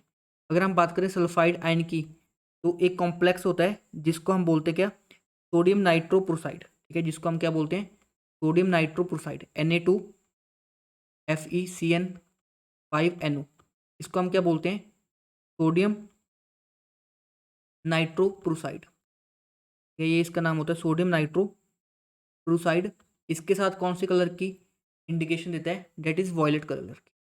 तो अगर आपको ये क्वालिटेटिव एनालिसिस में पता था, जैसे अभी तो उसने पूछ लिया वॉयलेट कलर का पीपीटी, तो हमारा आंसर आ जाएगा सोडियम नाइट्रोक्लोराइड, जो कि हमें फोर्थ ऑप्शन में गिवन है। बट नेक्स्ट टाइम अगर उसने पूछ लिया ब्लैक पीपीटी, तो आप आंसर क्या लगा के होगे, लेड एसिडेट। ठीक है, तो उस केस में हमारा लेड एसिडेट क्या हो जाएगा, करेक्ट आंसर हो जाएगा। तो ये तो क्वालिटेटिव एनालिसिस होती है, जिसमें हम लसीन एक्सट्रैक्ट बनाते हैं। उसमें लसीन एक्सट्रैक्ट के अंदर हम वेरियस टेस्ट को क्या करते हैं, परफॉर्म करते हैं। ठीक है ना। उसके अलावा उसमें क्वालिटेटिव भी एनालिसिस देखते हैं, फिर हम क्वांटिटेटिव एनालिसिस देखते हैं, जैसे डूमास मेथड हो गया, सिंडाल मेथड हो गया। ठीक है, उसके अलावा हमारे पास रीड्स मेथड होता है एक। ठीक है ना, काफ़ी सारे मेथड्स होते हैं, तो वो इतना डिटेल में आप अगर पढ़ के जा रहे हो तो एनसीईआरटी रीड कर देना एटलीस्ट। ठीक है, एनसीईआरटी रीड कर देना, तो वहाँ से आपका ये क्वेश्चन बन जाएगा क्वालिटेटिव एनालिसिस का। तो नेक्स्ट क्वेश्चन देखो स्टूडेंट्स, हमारे पास क्या है, क्वेश्चन नंबर 1111। क्वेश्चन बोल रहा है excess of which of following ions in drinking water cause methaemoglobinaemia, जो भी डिसीज़ है। ठीक है, देख लेना, आप लोग की एक बुक होती है इन्वायरमेंटल केमिस्ट्री की, है ना। इन्वायरमेंटल केमिस्ट्री नाम की एक बुक होती है, आपका टॉपिक है बेसिकली। उसमें आपको किस आयन की वजह से कौन सा डिसीज़ होता है वाटर में, जैसे एक ब्लू बेरी सिंड्रोम होता है। ठीक है, ये वाला डिसीज़ इंपॉर्टेंट पूछे जाते हैं। तो ये किसकी एक्सेस के कारण होता है, हमारे पास नाइट्रेट आयंस की एक्सेस के कारण होता है। तो ये वाला क्वेश्चन 2-3 बार रिपीट कर चुका है। ये वाला डिसीज़ है जो आपका किसकी एक्सेस के कारण होता है, नाइट्रेट आयन की एक्सेस के कारण होता है। सिमिलरली आपको कमेंट करना है कि जो ब्लू बेबी सिंड्रोम होता है वो किस आयन की एक्सेस की वजह से होता है या किसकी कमी की वजह से होता है, ये वो आपको टिक करना है। नेक्स्ट क्वेश्चन देखो हमारे पास, जो नेक्स्ट क्वेश्चन था ये बोनस किया था। आपका जो नेक्स्ट क्वेश्चन है ये वाला बोनस चला गया था। ये बोनस क्यों चला गया था वो भी मैं आपको एक्सप्लेन कर दूंगा। ये बेसिकली उसने क्या किया था, यहाँ पे उन्होंने ना क्या दे दिया था, एज लेंथ और इंटरप्लेनर डिस्टेंस डी के बीच में रिलेशन दे दी थी, बट वो रिलेशन गलत है। एक्चुअल में जो रिलेशन होते हैं वो किसके बीच में होते हैं, हमारे पास रेडियस और एज लेंथ के बीच में होते हैं। तो मैं आपको तीन रिलेशन याद करवा देता हूँ। एससीसी के लिए, सिंपल क्यूबिक सिस्टम के लिए ए इज इक्वल टू 2r होता है, मतलब edge length is equal to 2 times radius होती है। अगर हम बात करें एफसीसी की, तो एफसीसी के लिए √2 ए इज इक्वल टू 4r होता है। ये वाला रिलेशन याद कर लेना आप।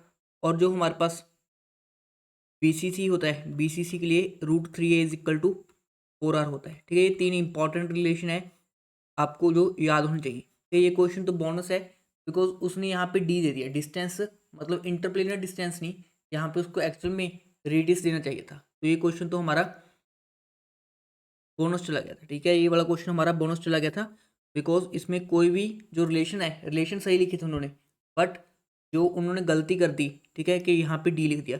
डी की जगह एक्चुअल में उनको आर लिखना चाहिए था, डी की जगह आर लिखना चाहिए था, तब वो क्वेश्चन क्या हो जाता, सही हो जाता। तो थोड़ी बहुत एरर थी इस क्वेश्चन में, इसलिए क्वेश्चन बोनस चला गया था।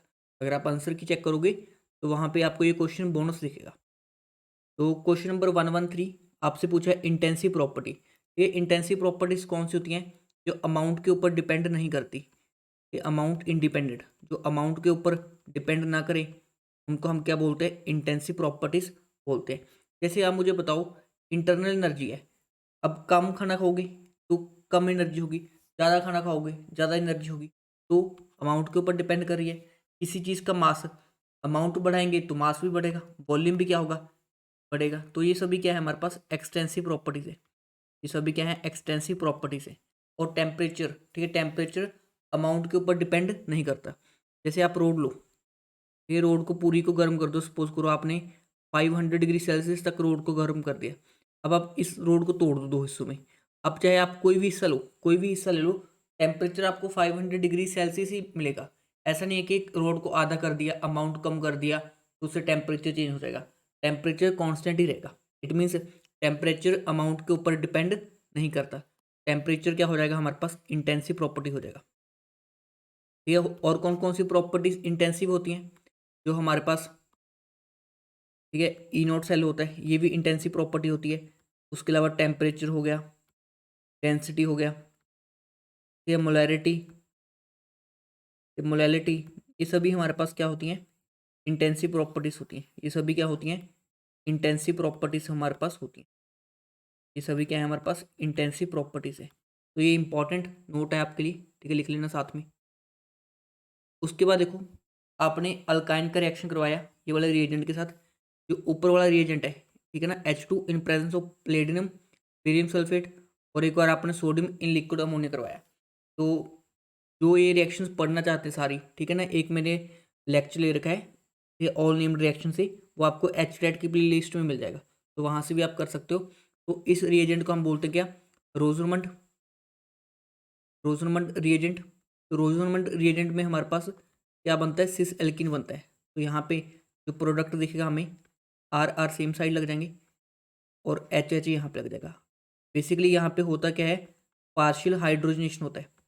पार्शियल हाइड्रोजनेशन होता है, मतलब हमने ट्रिपल बॉन्ड को एक बॉन्ड तोड़ा, उसकी जगह पे हाइड्रोजन और हाइड्रोजन लगा दिए, because R R group same side है, तो इसलिए इसको हम बोलते हैं सिस एल्किन। अगर हम सोडियम इन लिक्विड अमोनिया लेंगे तो इसको हम बोलते हैं क्या, बर्च रिएजेंट। और बर्च रिएजेंट के केस में हमारे पास जो प्रोडक्ट बनता है वो बनता है ट्रांस एल्किन। तो इस केस में जो हमारे पास प्रोडक्ट बनेगा वो एक ट्रांस एल्किन होगा। तो यहाँ पे जो प्रोडक्ट बनेगा हमारे पास वो एक ट्रांस एल्कीन का फॉर्मेशन हो जाएगा। क्लियर है। चलो, आपसे पूछा क्या, ए एंड बी। तो ए हमारे पास सिस एल्कीन होगा, बी ट्रांस एल्कीन होगा, ठीक है, ए सिस एल्कीन होगा और बी क्या होगा, ट्रांस एल्कीन। ठीक है, एक और एजेंट याद कर लो, H2 platinum in presence of calcium carbonate, ठीक है ना। इस रिएजेंट को हम क्या बोलते हैं, ठीक है, इस रिएजेंट को हम बोलते हैं लिंडलार कैटलिस्ट। इसको हम क्या बोलते हैं, लिंडलार कैटलिस्ट। इसको हम क्या बोलते हैं, लिंडलार कैटलिस्ट। और लिंडलार कैटलिस्ट भी हमारे पास कौन सी एल्कीन का फॉर्मेशन करेगा, ये भी हमारे पास सिस एल्कीन का क्या करेगा, फॉर्मेशन करेगा। ये भी कौन सी एल्कीन का फॉर्मेशन करेगा, हमारे पास सिस एल्कीन का फॉर्मेशन करेगा। चलो, ये वाली रिएक्शन आप याद रख लेना, ठीक है, आपको पढ़ाई जाती है।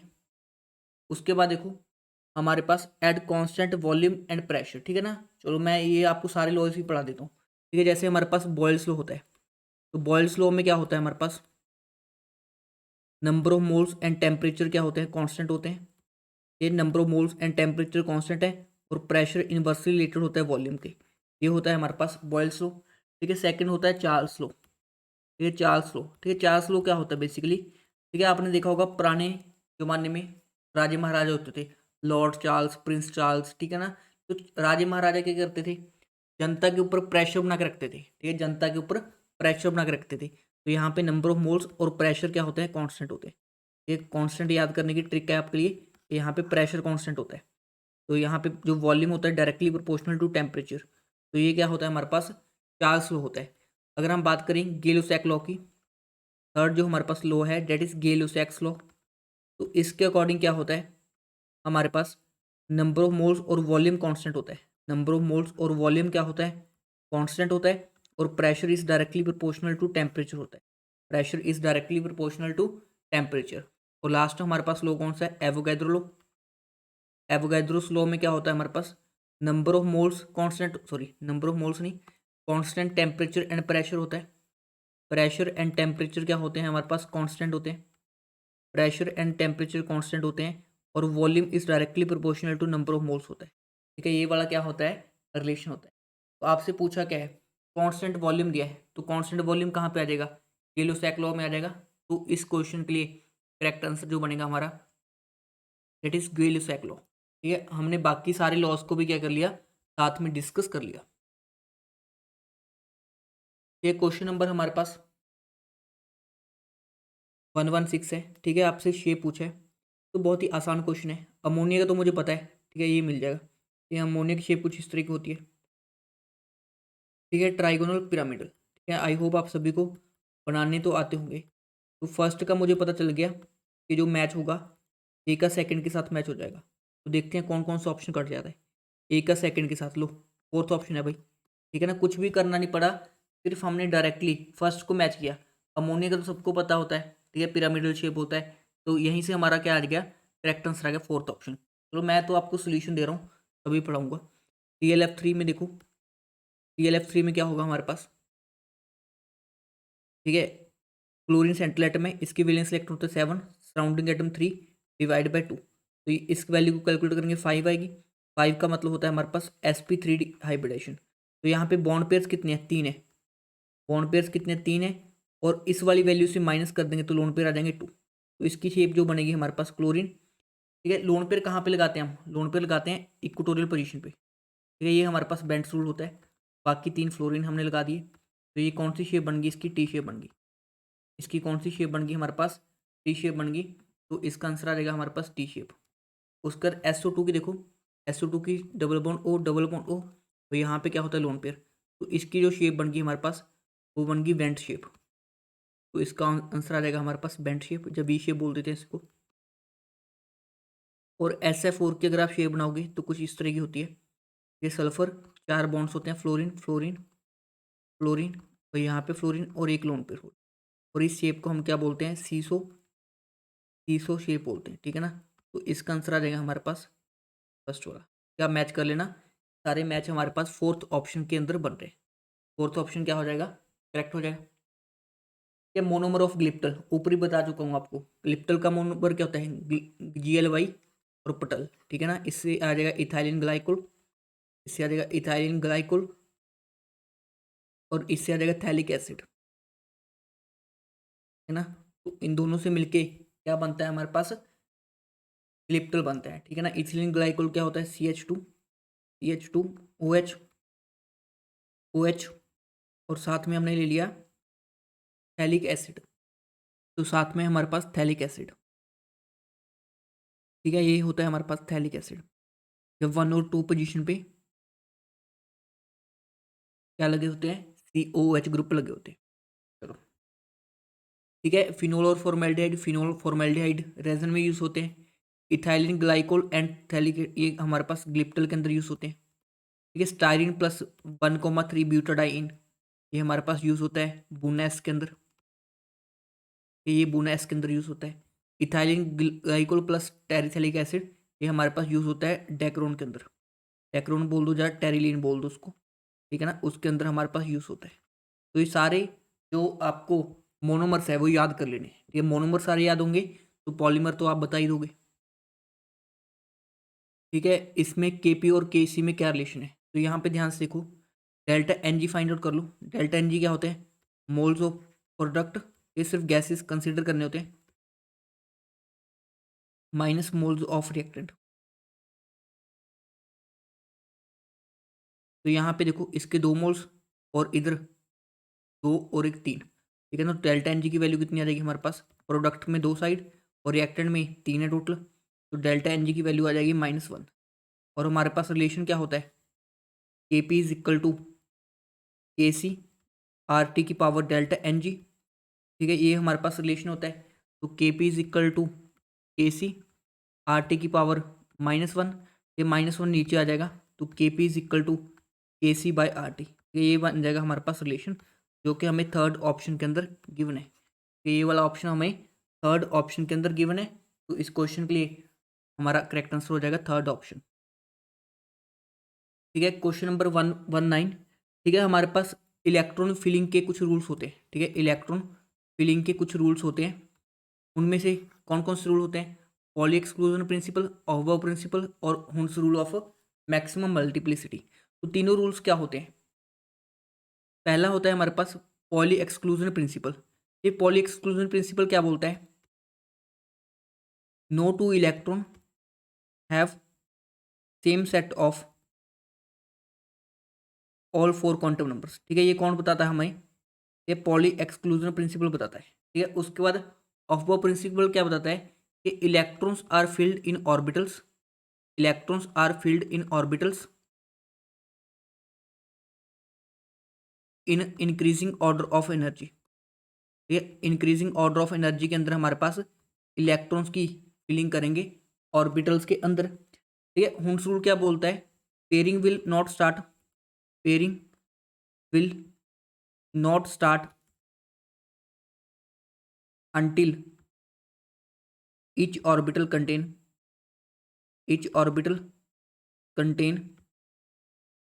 at least 1 electron. ये पेयरिंग तब तक स्टार्ट नहीं करेंगे जब तक हर एक ऑर्बिटल में एक इलेक्ट्रॉन आ जाए। ठीक है, क्या मीनिंग होता है, ये सब आपने ऑलरेडी पढ़ रखा होगा। मैंने तो जस्ट आपकी रिवीजन करवाई है कि हमारे पास 3 रूल एक्चुअल में बताते क्या है। तो पूछा क्या है हमसे, no two electrons in an atom can have 4 set of quantum numbers, ठीक है। Same set of quantum number नहीं हो सकता। तो स्टेटमेंट किसने बोली थी, ये पॉली ने बोली थी, ठीक है। N+L रूल क्या होता है बेसिकली, ये एनर्जी डिसाइड करता है, ठीक है। एनर्जी डिसाइड करने के लिए हम यूज़ करते हैं। अगर हमारे पास N+L की वैल्यू N होता है प्रिंसिपल क्वांटम नंबर, L होता है एजीमुथल क्वांटम नंबर। अगर N+L की वैल्यू ज़्यादा तो एनर्जी ज़्यादा। अगर N+L की वैल्यू सेम आ जाए अगर N+L की वैल्यू सेम आ जाए तो हम N चेक करते हैं। अगर N इंक्रीज करेगा तो हमारे पास एनर्जी भी क्या हो जाएगी, इंक्रीज हो जाएगी। तो ये होता है हमारे पास सिंपल सा N+L रूल, जिसके अकॉर्डिंग हम ऑर्बिटल्स की एनर्जी को डिसाइड करते हैं। ठीक है, आपको कंबशन का डाटा दिया है, ठीक है। जब भी आपको कंबशन का डाटा दिया हो, जब बॉन्ड एनर्जी का डाटा दिया हो, तो आपने रिएक्टेंट माइनस प्रोडक्ट्स करना होता है। रिएक्टेंट माइनस प्रोडक्ट्स करना होता है। तो आपको बोला क्या है, the enthalpy of combustion of cyclohexene and H2 are respectively the heat of hydrogenation of cyclohexene. तो आपके पास साइक्लोहेक्सीन है, ठीक है। आपके पास क्या है, साइक्लोहेक्सीन है। उसकी आपने हाइड्रोजनेशन करवाई H2 की प्रेजेंस में, तो आपको जो मिला ये वाली चीज़ मिल गई होगी, ठीक है ना। तो आपको बताना है कि इंथैल्पी ऑफ कंबशन का डाटा दिया है, तो डेल्टा एच चेंज बताना है आपको। ये डेल्टा एच कंबशन बताना है। तो जब भी आपको कंबशन का डाटा दिया हो एंड बॉन्ड एनर्जी का डाटा दिया हो, तो रिएक्टेंट माइनस प्रोडक्ट्स करना है। तो रिएक्टेंट में क्या क्या आ जाएंगे हमारे पास, एक तो आ जाएगा साइक्लोहेक्सीन। साइक्लोहेक्सीन का डाटा क्या दिया हमें, साइक्लोहेक्सीन दूसरे नंबर पे है, तो ये वाला डाटा साइक्लोहेक्सीन का है, तो -3800। ये प्लस हाइड्रोजन का डाटा कितना दिया आपको, -241, ठीक है। देखो रिएक्टेंट्स को हमने ऐड कर दिया, माइनस माइनस क्या करेंगे, प्रोडक्ट का डाटा। प्रोडक्ट का डाटा कितना दिया है, -3920। तो यहाँ पे क्या आ जाएगा, -3920। इस वाली वैल्यू को सॉल्व करना पड़ेगा। तो -3800 प्लस माइनस आ जाएगा ना, अभी यहाँ पे आ जाएगा -241 और यहाँ पे प्लस आ जाएगा 3920। तो अगर हम इन दोनों को सॉल्व करें, हमारे पास आ जाएगी वैल्यू 120, और 120 में से हम माइनस करेंगे 241, और ये वाली वैल्यू आ जाएगी हमारे पास -121, ठीक है ना। कौन सी वैल्यू आ जाएगी हमारे पास, -121। देखो पेपर में ऐसा ही कैलकुलेशन देता है जो आप सॉल्व कर पाओ। तो ये क्वेश्चन विदाउट कैलकुलेटर हम इजीली सॉल्व कर पा रहे हैं। तो इसका आंसर आ जाएगा हमारे पास फर्स्ट ऑप्शन, ठीक है। उसके बाद देखो the main product of reduction of nitrobenzene, ठीक है। नाइट्रोबेंजीन की रिएक्शन करवाई हमने जिंक और अमोनियम क्लोराइड के साथ। जिंक और अमोनियम क्लोराइड के साथ हमने क्या करवाई, रिडक्शन रिएक्शन करवाई। तो ये फेमस रिएक्शन है। इसमें क्या बनता है हमारे पास, फिनाइल हाइड्रोक्सी, ठीक है। फिनाइल हाइड्रोक्सी अमीन का फॉर्मेशन होता है। कैसे होती है रिएक्शन, उसको भी हम डिस्कस कर लेते हैं। तो इसमें रिएक्शन देखो क्या इन्वॉल्व होगी हमारे पास, जब हमने नाइट्रोबेंजीन का रिडक्शन करवाया, ठीक है। नाइट्रो कंपाउंड्स की रिएक्शन बहुत ज़्यादा इंपॉर्टेंट है, एचटेट में पूछी जाती है। नाइट्रो कंपाउंड का हमने रिडक्शन करवाया जिंक डस्ट और अमोनियम क्लोराइड की प्रेजेंस में।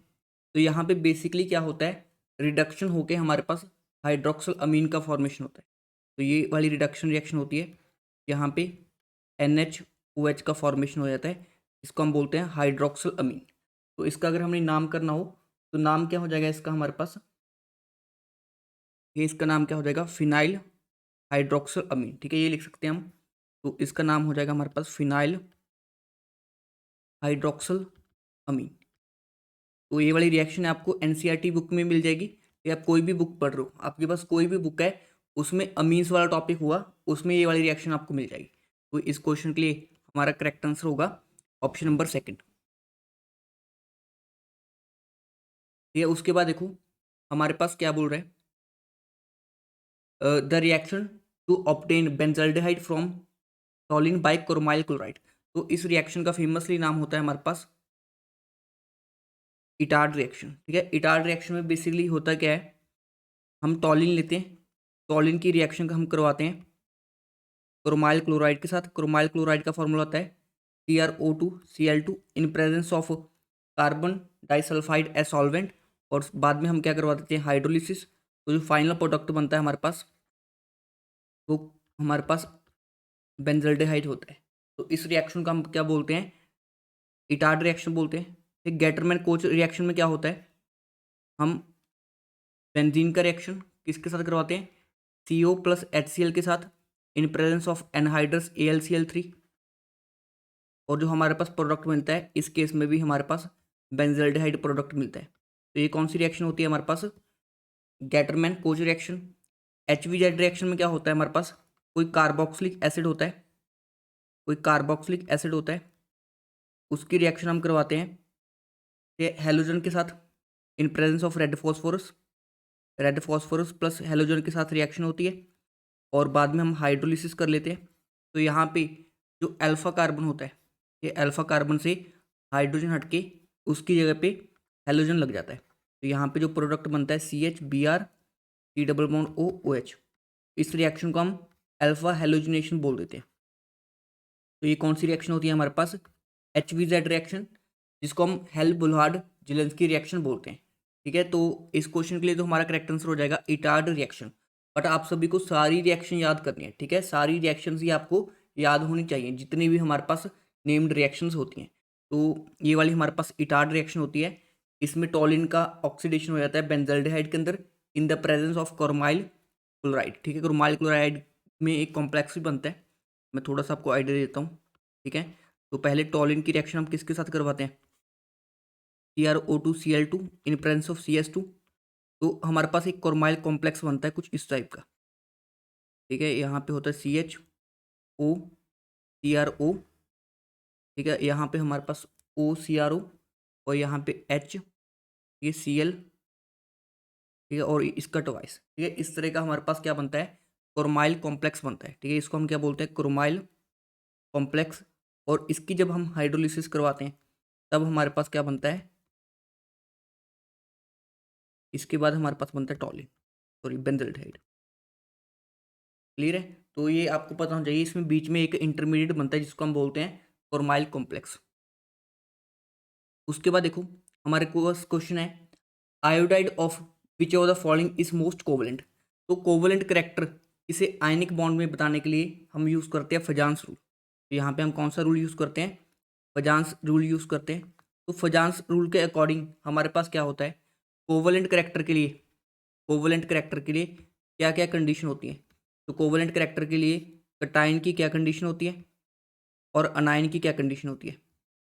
तो कटायन के लिए कटायन का साइज क्या होना चाहिए, स्मॉल, ये स्मॉल कटायन होना चाहिए और एंड हाई चार्ज होना चाहिए, हाई चार्ज, ये वाली कंडीशन होती है। और अनायन के लिए, नेगेटिव चार्ज के लिए क्या कंडीशन चाहिए, ये लार्ज साइज होना चाहिए, लार्ज अनायन होना चाहिए और हाई चार्ज, ये दोनों में हाई चार्ज ही होना चाहिए। क्लियर है, अब उसमें दिए सारे कटायन है। ठीक है, यहाँ पे lithium plus cation, sodium plus cation, potassium plus cation, rubidium plus cation. तो उसने पूछा है किसका आयोडाइड मोस्ट कोवलेंट होगा। तो कटायन के लिए कंडीशन क्या है कोवलेंट करेक्टर की, कटायन होना चाहिए स्मॉल। तो इन सभी में स्मॉल कौन सा है, लिथियम। तो जो लिथियम के कंपाउंड्स होते हैं वो कोवलेंट नेचर के होते हैं, ये तो हमें पता ही है। लिथियम और बेरिलियम अपने ग्रुप से क्या करते हैं, डिफरेंट बिहेवियर शो करते हैं। बाकी सभी इनके एलिमेंट्स, ठीक है, वो क्या होते हैं, बाकी सभी एलिमेंट्स आयनिक नेचर के होते हैं। बट लिथियम और बेरिलियम के जो कंपाउंड्स होते हैं वो मोस्टली कोवलेंट नेचर के होते हैं। उसके बाद देखो ये प्राइमरी अमाइड का आपको एब्जॉर्प्शन दिया है 3400 से 3500 तक, और उसको हमने ट्रीटमेंट कर दिया P2O5 के साथ। तो आपको पहले तो P2O5 का पता होना चाहिए, ये एक एनहाइड्रेटिंग एजेंट होता है, सॉरी डिहाइड्रेटिंग एजेंट होता है। मतलब इसका काम होता है पानी अब्जॉर्व करना। ये क्या होता है, डिहाइड्रेटिंग एजेंट होता है। तो यहाँ पे देखो अमाइड है, अमाइड की रिएक्शन करवाई हमने डिहाइड्रेटिंग एजेंट P2O5 के साथ। तो ये क्या करेगा, हमारे पास पानी को ऑब्जॉर्व कर लेगा। किसको ऑब्जॉर्व कर लेगा, पानी को। तो यहाँ से ऑक्सीजन चला जाएगा, यहाँ से हाइड्रोजन चले जाएंगे, तो बच क्या जाएगा, RCN। ठीक है, और ये ट्रिपल बॉन्ड के थ्रू जुड़े होते हैं ये। तो यहाँ पे साइनाइड का क्या हो जाएगा, फॉर्मेशन हो जाएगा। अब आपको थोड़ा सा आईआर डाटा याद होना चाहिए। जो हमारे पास कार्बन और नाइट्रोजन का आईआर डाटा होता है वो 34 से लेके 3600 तक आता है, मतलब 3500 लगा लो। और जो हमारे पास साइनाइड बॉन्ड का होता है डाटा वो अप्रॉक्सीमेट 2200 से लेके 2300 सेंटीमीटर इनवर्स तक आता है। तो जो हमारा आंसर होगा साइनाइड के लिए, जो हमारे पास जो कंपाउंड फॉर्म हुआ है उसकी जो आईआर पीक है वो 2200 से 2300 सेंटीमीटर इनवर्स तक लाई करेगी। हाँ, तो मोस्ट अप्रोप्रिएट आंसर हमें थर्ड ऑप्शन टिक करना पड़ेगा। तो इस क्वेश्चन के लिए आपको सॉल्व करने के लिए जितने भी फंक्शन ग्रुप्स हैं उनके आईआर पीक्स का आइडिया होना कंपलसरी है। अगर आपको आईआर पीक्स का आइडिया होगा तभी आप इस टाइप के क्वेश्चंस को सॉल्व कर पाओगे। ठीक है, नेक्स्ट क्वेश्चन आपका। ठीक है, एक अल्कोहल है, ये वाला अल्कोहल है हमारे पास CH2OH और इसकी रिएक्शन HBr के साथ करवाई। तो यहाँ पे H positive and Br negative होता है। तो ऑक्सीजन का लोन पर यहाँ पे अटैक करेगा, तो यहाँ पे CH2OH2 पॉजिटिव का फॉर्मेशन हो जाएगा और ये लिविंग ग्रुप की तरह बाहर हो जाएगा। और यहाँ पे जो फॉर्मेशन होगा डेट इज CH2 पॉजिटिव का और इसके ऊपर आके Br नेगेटिव अटैक कर देगा। तो पहले स्टेप में OH हटेगा और Br लगेगा। ये ऑल्दो एक स्टेप का काम था, मैंने मैकेनिज्म के साथ 4 स्टेप में कर दिया, बट आपको पता ही होता है OH हटता है Br लगता है। उसके बाद साइनाइड क्या करेगा, ये KCN में K पॉजिटिव CN माइनस, यहाँ पे SN2 रिएक्शन शो कर देगा। ये KCN क्या करेगा, यहाँ से SN2 रिएक्शन शो करेगा, इस कार्बन के ऊपर अटैक करेगा, Br बाहर, तो हमारे पास साइनाइड का फॉर्मेशन हो जाएगा। ठीक है, अब साइनाइड की हमने हाइड्रोलिसिस करवाई है, तो साइनाइड की ठीक है 2 हाइड्रोलिसिस याद कर लो। एक होती है साइनाइड की, ठीक है RC ट्रिपल बॉन्ड N। ठीक है, अगर साइनाइड की हम हाइड्रोलिसिस करते हैं तो अगर हाइड्रोलिसिस कंप्लीट होती है तो उस केस में कार्बोक्सिलिक एसिड बनता है। साइनाइड की कंप्लीट हाइड्रोलिसिस से हमारे पास क्या बनता है, कार्बोक्सिलिक एसिड बनता है। ये अगर हम साइनाइड की पार्शियल हाइड्रोलिसिस करवाएं, ये इसकी हाइड्रोलिसिस करवाएं बट पार्शियल, ये पार्शियल हाइड्रोलिसिस कब करवानी है, जब आपको मेंशन होगा, ठीक है क्लियरली आपको मेंशन होगा कि आपने पार्शियल हाइड्रोलिसिस करवाना है। तो इस केस में हमारे पास अमाइड का फॉर्मेशन हो जाता है। तो इस केस में हमारे पास किसका फॉर्मेशन होता है, अमाइड का फॉर्मेशन हो जाता है। तो जब हम साइनाइड का पार्शियल हाइड्रोलिसिस करते हैं तो अमाइड का फॉर्मेशन होता है, अगर कंप्लीट हाइड्रोलिसिस करते हैं तो कार्बोक्सिलिक एसिड का फॉर्मेशन होता है। तो यहाँ पे तो सिंपल उसने हाइड्रोलिसिस करवाया है, ये कुछ नहीं मेंशन किया पार्शियल, तो हम कंप्लीट करवाएंगे। तो कंप्लीट हाइड्रोलिसिस से क्या बन जाएगा, CH2 C double bond OOH। ठीक है ना, तो इसका अगर नाम देखें क्या होगा, देखो अमाइन वाला कोई ऑप्शन नहीं, बेंजोइक एसिड है नहीं ये, ठीक है ये कुछ भी नहीं है, ठीक है ऑप्शन बी हो जाएगा। ठीक है, इसका नाम भी देख लो, phenyl ethane amine, sorry phenyl ethanoic acid. इसका नाम क्या हो जाएगा हमारे पास, फिनाइल इथेनोइक एसिड। ये फिनाइल इथेनोइक एसिड क्या हो जाएगा, इसका नाम हो जाएगा। ठीक है, ये वाला question next, the PK of acetic acid दिया है, hence mixture of sodium acetate and acetic acid can be use to prepare buffer whose pH is. ठीक है, यहाँ पे उनको कंसंट्रेशन मेंशन करनी चाहिए थी, ये सोडियम एसिडेट और एसिटिक एसिड का, तभी हम pH फाइंड आउट कर सकते थे। आपको पता है एंडरसन हैबल-बोल्च इक्वेशन क्या होती है, pH is equal to PK plus log of concentration of salt divide by concentration of acid. अब उसने सोडियम एसिटेट और एसिटिक एसिड का कंसंट्रेशन देना चाहिए था, उसके अकॉर्डिंग हम pH फाइंड आउट कर लेते।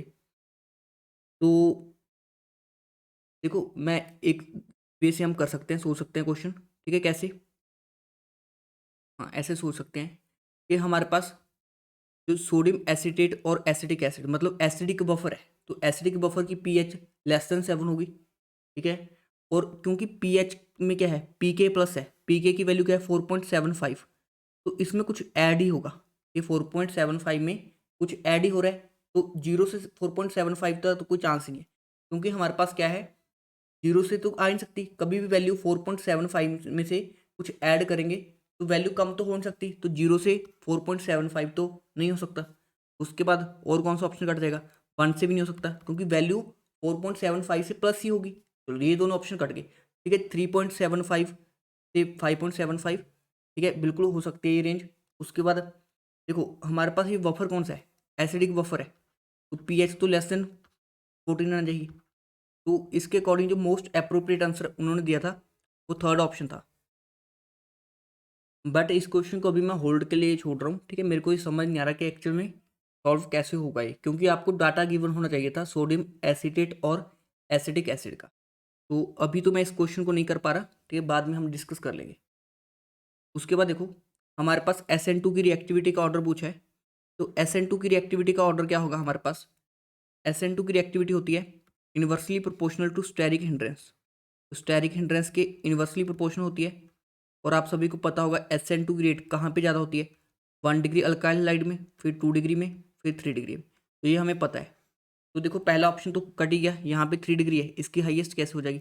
ये ऑप्शन कट गया। उसके बाद देखो यहाँ पे हमारे पास क्या है, जो ये वाला है 1 डिग्री है, ये भी हमारे पास क्या है 2 डिग्री है, तो ये पॉसिबल है। बट यहाँ पे इसको लास्ट पे कैसे रख दिया इन्होंने, ये गलत हो जाएगा ऑप्शन। ठीक है, यहाँ पे थर्ड ऑप्शन चेक करते हैं। ठीक है, ये भी गलत हो जाएगा, सॉरी इसमें उल्टा ऑर्डर दिया ना, हाँ। ठीक है, ये 1 डिग्री है, बिल्कुल सही है। ठीक है, ये भी 1 डिग्री है, बट यहाँ पे ब्रांचिंग ज़्यादा है। ठीक है, यहाँ पे 2 डिग्री है, ये 3 डिग्री है, ये परफेक्ट ऑर्डर दिया है। ये बिकॉज हमें पता है SN2 के अंदर जो रिएक्टिविटी का ऑर्डर होता है दैट इज़ 1 डिग्री की सबसे ज़्यादा, फिर 2 डिग्री, फिर 3 डिग्री। और SN1 की बात करें, वहाँ पे हम देखते हैं स्टेबिलिटी ऑफ कार्बोकटाइन। वहाँ पे हम क्या देखते हैं, स्टेबिलिटी ऑफ कार्बोकटाइन। तो उसका ऑर्डर क्या बनता है हमारे पास 3 डिग्री, और उसके बाद 2 डिग्री, और उसके बाद 1 डिग्री। ठीक है, तो ध्यान रखना आपसे SN2 पूछा जाए SN1, अगर आपसे SN2 पूछता तो इसका इन्वर्स ऑर्डर हमारे पास बन जाता। ठीक है, उसके बाद देखो हमारे पास ग्लूकोज की रिएक्शंस करवाई हैं ब्रोमीन वाटर के साथ। पहली बात आपको ग्लूकोज का स्ट्रक्चर पता होना चाहिए। ग्लूकोज का स्ट्रक्चर कुछ इस तरह का होता है, ऊपर एल्डिहाइड ग्रुप होता है, फिर हम HOH लगाते हैं, थर्ड नंबर कार्बन पे OH की पोजीशन लेफ्ट साइड होती है। तो ये वाला क्या होता है हमारे पास ग्लूकोज का स्ट्रक्चर होता है।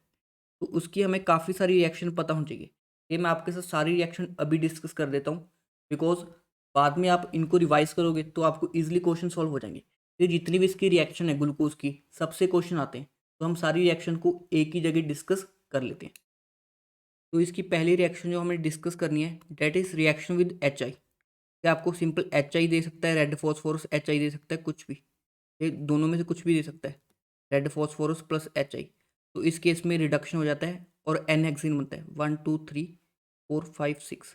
ठीक है ना, 1 2 3 4 5 6, यहाँ पे N हेक्सेन का फॉर्मेशन होता है जब हम रिएक्शन करवाते हैं ग्लूकोज का रेड फॉस्फोरस HI के साथ या HI के साथ सिंपली। ठीक है, याद कर लेना ये वाला प्रोडक्ट कब फॉर्म होगा, जब हम रिएक्शन करवाएंगे HI के साथ और थोड़ी बहुत हीटिंग भी कर सकते हैं।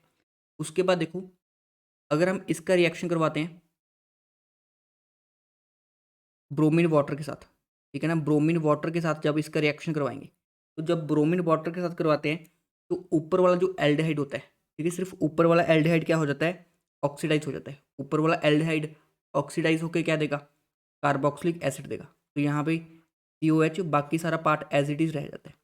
तो बाकी सारा पार्ट एज इट इज, जो ऊपर वाला एल्डिहाइड था वो ऑक्सीडाइज हो गया, और इसका नाम होता है ग्लूकोनिक एसिड। इसका नाम क्या होता है, ग्लूकोनिक एसिड। तो मतलब इस क्वेश्चन के लिए तो हमारा करेक्ट आंसर आ गया है ऑप्शन नंबर थर्ड। बट हमें बाकी भी डिस्कस करने हैं। तो ब्रोमीन वाटर के बाद अगर हम कंसनट्रेटेड HNO3 के साथ, नाइट्रिक एसिड के साथ, नाइट्रिक एसिड क्या होता है, काफ़ी स्ट्रॉन्ग एसिड होता है, सॉरी स्ट्रॉन्ग ऑक्सीडाइजिंग एजेंट होता है। तो इसमें क्या होता है, जो ऊपर वाला एल्डिहाइड है ये तो ऑक्सीडाइज होता ही है, और नीचे वाला हमारे पास जो अल्कोहल है वो भी ऑक्सीडाइज हो जाता है। तो इसमें जो प्रोडक्ट बनता है वो कुछ इस तरह का होता है। ये नीचे 4 lines as it is same, ऊपर वाला भी ऑक्सीडाइज हो गया और नीचे वाला भी हमारे पास क्या हो जाता है, ऑक्सीडाइज हो जाता है। और इसका नाम जो होता है हमारे पास दैट इज सैक्रिक एसिड। इसका नाम क्या होता है, सैक्रिक एसिड। चलो ये वाली रिएक्शन भी हमारी कवर होगी। ठीक है, ये तीनों रिएक्शन इंपॉर्टेंट है ग्लूकोज की। वैसे तो मोस्टली चांस होते हैं इन रिएक्शन से आपका क्वेश्चन बन जाएगा, बट एक रिएक्शन और करवा देता हूँ। ठीक है, NaBH4 के साथ। ठीक है, NaBH4 को हम बोलते हैं, ठीक है, सोडियम बोरोहाइड्रेट। ये क्या करेगा, एल्डिहाइड ग्रुप को अल्कोहल में रिड्यूस कर देगा। तो यहाँ पे जो प्रोडक्ट बनेगा, तो ऊपर वही क्या बन जाएगा हमारे पास CH2OH, यहाँ पे एज इट इज 4 लाइंस, उनके ऊपर ग्रुप, और नीचे भी CH2OH। तो इसको हम बोलते हैं सॉर्बिटोल। ठीक है ना, इसको हम क्या बोलते हैं, सॉर्बिटोल बोलते हैं। तो ये भी इंपॉर्टेंट है, आपने ध्यान रखना है। ठीक है ना, ये नई रिएक्शन आपके लिए सॉर्बिटोल, ये शायद NCERT में नहीं दी हुई, बट आपको पढ़कर जानी है। तो जितनी भी रिएक्शन है ग्लूकोज की आपकी मैंने यहीं पे कवर कर दी। ठीक है, तो आप लोगों ने ये स्क्रीनशॉट ले लेना है या अपनी कॉपी में नोट कर लेना है। बिकॉज ये वाली रिएक्शन आपके एग्जाम में रिपीटेडली पूछी जाती है। नेक्स्ट क्वेश्चन डिस्कस करते हैं। ठीक है, नेक्स्ट क्वेश्चन आपको पीएच पूछा है किसी वीक एसिड का। आपको डिग्री ऑफ डिसोसिएशन दिया है 10%, मतलब अल्फा आपको दिया है 10 डिवाइड बाय 100 दैट इज 0.1। तो अल्फा की वैल्यू आपको 0.1 दी है और आपको ये पीएच पूछा है। ठीक है, आपको पीएच पूछा है degree of dissociation of 1 molar solution being 10% dissociated. तो देखो पहले यहाँ पे हमें पीएच का फॉर्मूला जो होता है वो होता है -log 10 of H plus concentration. तो हमें H प्लस का कंसनट्रेशन चाहिए। अब H प्लस का कंसनट्रेशन एक फॉर्मूला होता है √C इंटू अल्फा। तो ये क्या होता है, एक सिंपल सा फॉर्मूला होता है। तो यहाँ से अगर हम अप्लाई करें 1 मोलर इंटू अल्फा दिया हमें 0.1, तो ये वाली वैल्यू आ जाएगी हमारे पास, ये सॉरी अंडर रूट नहीं आएगा। ठीक है, H प्लस की कंसनट्रेशन का फॉर्मूला क्या होता है, सी अल्फा। H प्लस की कंसनट्रेशन का फॉर्मूला क्या होता है, सी अल्फा होता है। आप सभी को पता है H को हम कैसे तोड़ते हैं, H प्लस और ए माइनस के अंदर। तो अगर इसकी कंसनट्रेशन 0 है, सी है इनिशियली, तो H और जीरो होगी, बाद में इसकी सी माइनस सी अल्फा हो जाएगी, इसकी सी अल्फा और इसकी भी सी अल्फा। H प्लस की कंसनट्रेशन जो होती है सी अल्फा होती है, तो सी हमारे पास 1 है, अल्फा 0.1 है, तो H प्लस की कंसनट्रेशन आ जाएगी 0.1। अब देखो पी एच क्या होती है हमारे पास, -log 10 ऑफ 0.1। अब देखो इसको कैसे लिख सकते हैं हम, -log 10 इंटू 10⁻⁻1, -1 आगे आ जाएगा, -1 और ये माइनस प्लस हो जाएंगे, 1 log 10। तो log 10 तो 1 नहीं होता है, तो इसकी पी एच आ जाएगी हमारे पास 1। तो इस केस में जो पी एच आएगी हमारे पास डेट इज़ 1। तो ऑप्शन फर्स्ट क्या हो जाएगा इस क्वेश्चन के लिए, करेक्ट हो जाएगा। ये ऑप्शन फर्स्ट करेक्ट हो जाएगा फॉर दिस पर्टिकुलर क्वेश्चन। ठीक है, आपसे पूछा है 120 एटॉमिक नंबर कौन सी फैमिली में बिलोंग करेगा। तो मेरी एक ट्रिक सुन लो आप। अगर आपका कोई एलिमेंट आए, ये एलिमेंट आए फ्रॉम 104 टू 118, ये 104 से लेके 118 तक कोई भी एलिमेंट हो, तो वो 7th पीरियड को बिलोंग करता है। इसको बिलोंग करता है, 7th पीरियड को बिलोंग करता है। और इसका ग्रुप क्या होता है, ग्रुप होता है हमारे पास लास्ट 2 डिजिट। ग्रुप क्या होता है, लास्ट 2 डिजिट्स। लास्ट 2 डिजिट्स का क्या मतलब है, जैसे मैं लिखूँ 111, तो 111 नंबर का क्या मतलब होगा कि इसका जो पीरियड तो 7th फिक्स कर दिया, जो ग्रुप होगा लास्ट 2 डिजिट्स क्या है, 11 है, तो इसका ग्रुप नंबर क्या हो जाएगा, 11 हो जाएगा। सिमिलरली अगर मैं आपसे बोलूँ 115, 115 का क्या मतलब हो जाएगा, इसका ग्रुप क्या है, 15th है। अगर ग्रुप 15th है तो इट मीन्स कौन सा हो जाएगा, नाइट्रोजन फैमिली। और ये किसको बिलोंग करेगा, पी ब्लॉक को बिलोंग करेगा। ये वाला पॉइंट क्लियर है आपको। अगर हमारे पास 118 एलिमेंट हुआ तो इसका ग्रुप क्या हो जाएगा, 18th हो जाएगा। तो अगर ग्रुप इसका 18th हो गया तो इट मीन्स ये नोबल गैसेस को बिलोंग करेगा। बट आपसे पूछा उसने 120 वाला, ठीक है ना। अब मुझे बताओ नोबल गैसेस के बाद, ठीक है, लास्ट में नोबल गैस है, उसके बाद फिर से हमारे पास एस ब्लॉक आएगा। तो एस ब्लॉक में 119 में से कौन सा आ जाएगा, ग्रुप नंबर 1 आ जाएगा, जिसको हम एल्कली मेटल्स बोलते हैं। ग्रुप 1 को क्या बोलते हैं, alkali metals. Similarly group number 120, ये अटोमिक नंबर 120 ग्रुप नंबर 2 के अंदर आ जाएगा, जिसको हम क्या बोलते हैं, alkaline earth metals. Alkaline earth metals, clear है।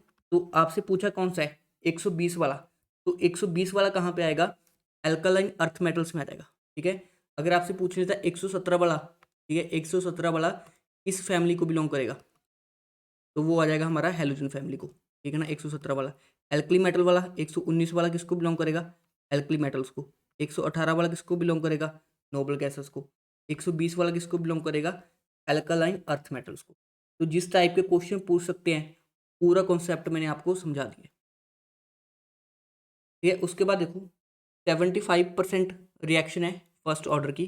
तो मैं आपको बताता हूँ, अगर हमारे पास 50% रिएक्शन होती है उसका मतलब होता है टी हाफ। अगर हमारे पास 75% रिएक्शन हो जाए तो उसका मतलब होता है 2 टी हाफ। अगर हमारे पास 87.5% रिएक्शन हो जाए तो इसको हम बोलते हैं 3 टी हाफ। अगर हमारे पास रिएक्शन हो जाए 93.75% तो इसको हम बोलते हैं 4 टी हाफ। और उसके बाद आपको ये याद करना है, अगर हम बोले T 90%, ये टी 90% किसके इक्वल होता है 10/3 T½ अगर हम बात करें टी 99% की तो ये होता है 20/3 T½ अगर हम बात करें टी 99.9% की तो ये होता है हमारे पास 10 T½ ये कुछ रिलेशन है टी कितने परसेंट रिएक्शन हुई और हाफ लाइफ में, ये इससे क्वेश्चन इजीली हो जाएंगे। ठीक है, जो स्टूडेंट मेरे से पढ़ते हैं उनको तो मैं ट्रिक्स सिखाता हूँ, तो ये सारे टाइम्स आप याद कर लो, क्वेश्चन आपका सेकेंड्स में बनेगा। तो जैसे देखो उसने बोला है 75% रिएक्शन 32 मिनट्स में हो रही है, तो 75% का क्या मतलब है कि 2 T½ हो गई, तो मतलब इनडायरेक्टली उसने क्या दिया है 2 T½ की वैल्यू दी है 32 मिनट्स। और आपसे पूछा क्या है what will be the reaction half completion, half मतलब 50% कब कंप्लीट होगी T½ की कुल, मतलब उसने 2 T½ की वैल्यू दी है और T½ की पूछी है, ये 2 T½ की वैल्यू पूछी है तो कितना आ जाएगा, ठीक है 32 divide by 2 that is 16 minute, क्या आ जाएगा हमारा आंसर आ जाएगा। चलो इस क्वेश्चन के लिए हमारा जो करेक्ट आंसर है वो है ऑप्शन नंबर 3। अगर आपसे पूछता कि 75% रिएक्शन 32 मिनट्स में हो रही है तो आपसे पूछ ले 93.75 कब होगी, तो कुछ स्टूडेंट्स को देखते ही छोड़ देंगे, बट उसका आंसर क्या आ जाएगा। देखो अगर आपकी 75% रिएक्शन 32 मिनट्स में हो रही है और आपसे पूछ रहा है टी 93.75% कब होगी, ठीक है ना, तो इसका आंसर क्या होगा, सिंपल है कि आपको 2 T½ की वैल्यू क्या दी है 32, आपसे पूछ किसकी रहा है 4 T½ की वैल्यू, तो 4 T½ की वैल्यू कितनी आ जाएगी, यहाँ से T½ आ जाएगा 16 मिनट्स और 4 T½ कितना आ जाएगा 4 × 16 दैट इज 64 मिनट्स।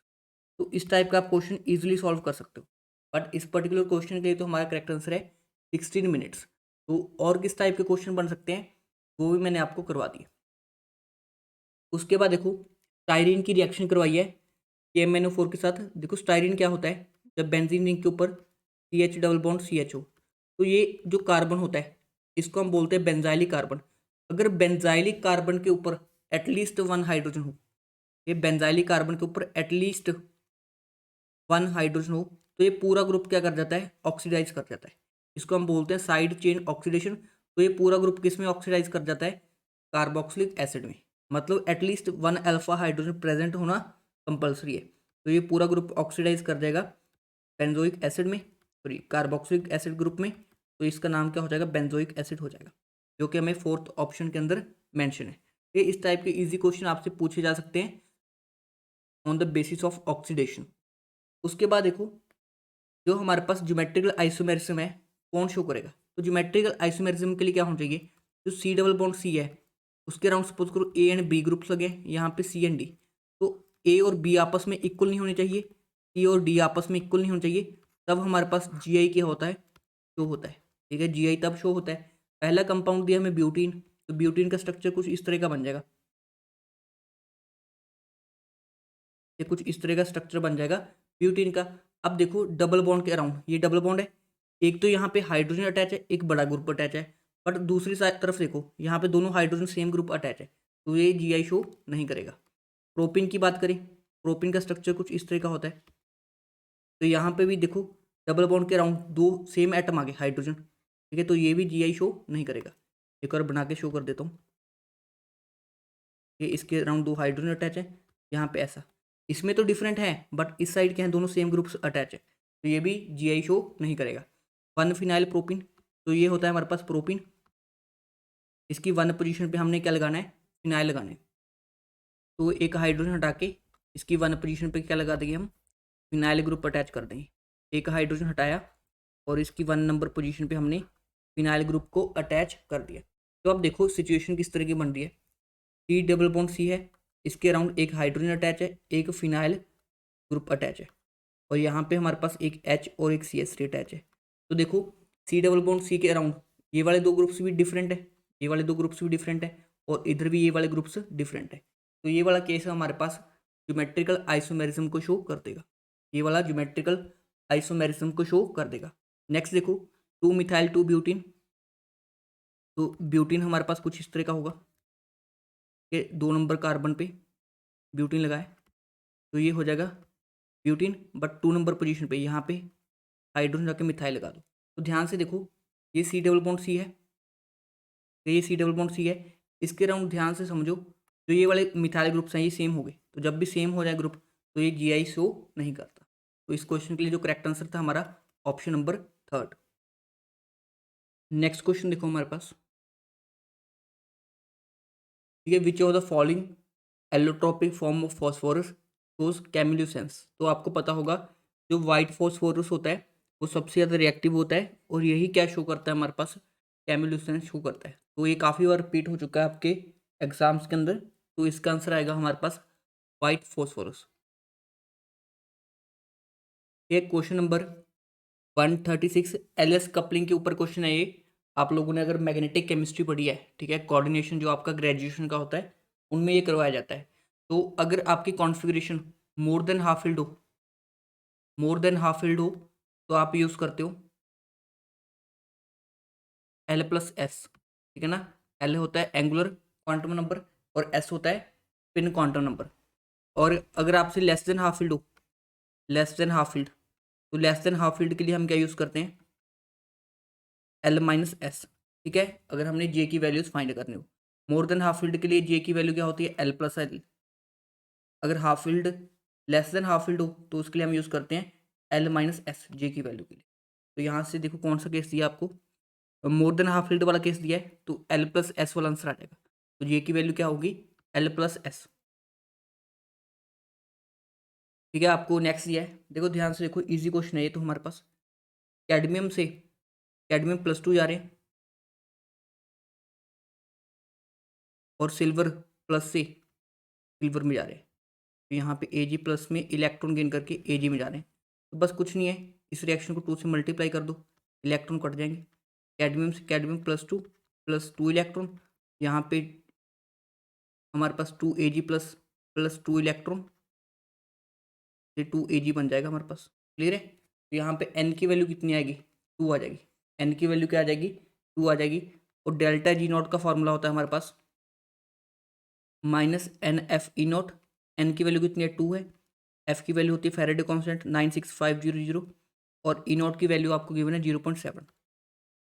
तो ये आंसर आपका जूल में आ जाएगा, इसको डिवाइड बाय 1000 कर देना तो आंसर आपका किलो जूल के अंदर आ जाएगा। इसको जब आप सॉल्व करोगे तो करेक्ट आंसर आएगा आपका, ठीक है, सेकंड ऑप्शन। ये सेकंड ऑप्शन क्या हो जाएगा इस क्वेश्चन के लिए, करेक्ट हो जाएगा ऑन सॉल्विंग। उसके बाद देखो आपको कोई कंपाउंड दिया है, उसमें साइनाइड ग्रुप है और इसकी रिएक्शन इस पर्टिकुलर कंपाउंड के साथ करवाइए जिसको हम बोलते हैं क्या, डाइबल H। इसको हम क्या बोलते हैं, डाइबल H बोलते हैं। डाइबल H की फुल फॉर्म क्या होती है, डाई आइसोब्यूटाइल एल्यूमिनियम हाइड्राइड, ठीक है। ये क्या होती है, इसकी फुल फॉर्म होती है। अगर हम इसका स्ट्रक्चर देखें, एल्यूमिनियम के साथ हाइड्राइड लगा होता है और इसके ऊपर क्या होते हैं, आइसोब्यूटाइल ग्रुप्स अटैच होते हैं। इसके ऊपर क्या होता है हमारे पास, आइसोब्यूटाइल ग्रुप्स अटैच होते हैं। तो इस वाले स्ट्रक्चर को हम क्या बोलते हैं, डाइबल H बोलते हैं। ये डाइबल H को हम इस फॉर्म में भी क्या कर देते हैं, रिप्रेजेंट कर देते हैं। अब डाइबल H का काम क्या होता है, डाइबल H का काम होता है ये एक तो हमारे पास एस्टर को एल्डिहाइड में कन्वर्ट कर देते हैं और एक हमारे पास साइनाइड को किस में कन्वर्ट कर देते हैं, एल्डिहाइड में। तो इनका बस यही काम याद रख लो आप कि एक तो एस्टर को एल्डिहाइड में कन्वर्ट करना और एक साइनाइड को एल्डिहाइड में कन्वर्ट करना। तो यहाँ पे ध्यान से देखो, जो हमारे पास साइनाइड फंक्शनल ग्रुप है, यहाँ पे जो साइनाइड फंक्शनल ग्रुप है वो एल्डिहाइड के केस में बन जाएगा। तो देखो थर्ड ऑप्शन के अंदर ये एल्डिहाइड बन गया। तो इस क्वेश्चन के लिए जो हमारा करेक्ट आंसर हो जाएगा दैट इज ऑप्शन नंबर 3। ये double bond as it is रहेगा, ठीक है, double bond as it is रहेगा। साइनाइड और एस्टर का जो रिडक्शन होता है वो एल्डिहाइड के अंदर हो जाता है। तो याद रख लो, जो हमारे पास डाइबल H यूज़ होता है वो स्पेसिफिकली एल्डिहाइड बनाने के लिए यूज़ होता है। एक क्वेश्चन नंबर 139, ये तो इजी क्वेश्चन है। आपको क्या दिया है, the average rate of reaction दिया है और पूछा है rate of production of NO2। तो आपको एवरेज रेट किसके इक्वल आ जाएगा, -12 D N2O5 divide by dt, sorry, is equal to 1/4 DNO2/dt और इज इक्वल टू हो जाएगा DO2/dt। तो रिएक्टेंट्स के लिए नेगेटिव साइन, प्रोडक्ट्स के लिए पॉजिटिव साइन। और आपसे पूछा क्या है, rate of production of NO2। तो आपसे वैल्यू पूछी है DNO2 divide by D T, ये वाली वैल्यू आपसे पूछी है। तो एवरेज रेट किसके इक्वल आ जाएगा, एवरेज रेट किसके इक्वल आ जाएगा, +1/4 dNO2/dt। और आपको एवरेज रेट दिया है ये कितना, 6.79 इंटू 10⁻⁴, ठीक है। और ये जो 4 है इधर जाके मल्टीप्लाई हो जाएगा और किसके इक्वल आ जाएगा, dNO2/dt।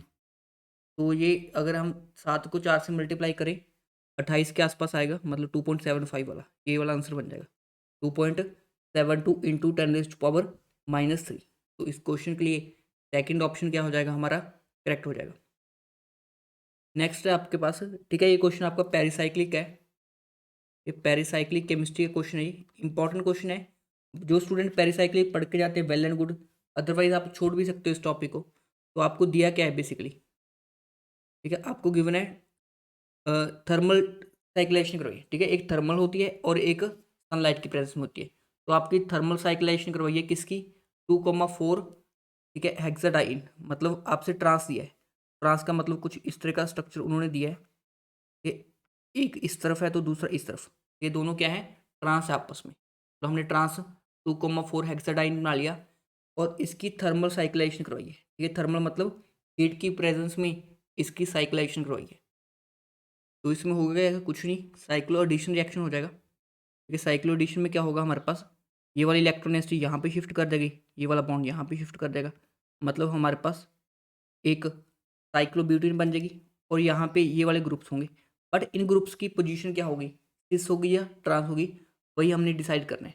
तो इसको डिसाइड करने के लिए हमारे पास कुछ रूल्स होते हैं, ठीक है, आप लोगों ने अगर पढ़े होंगे।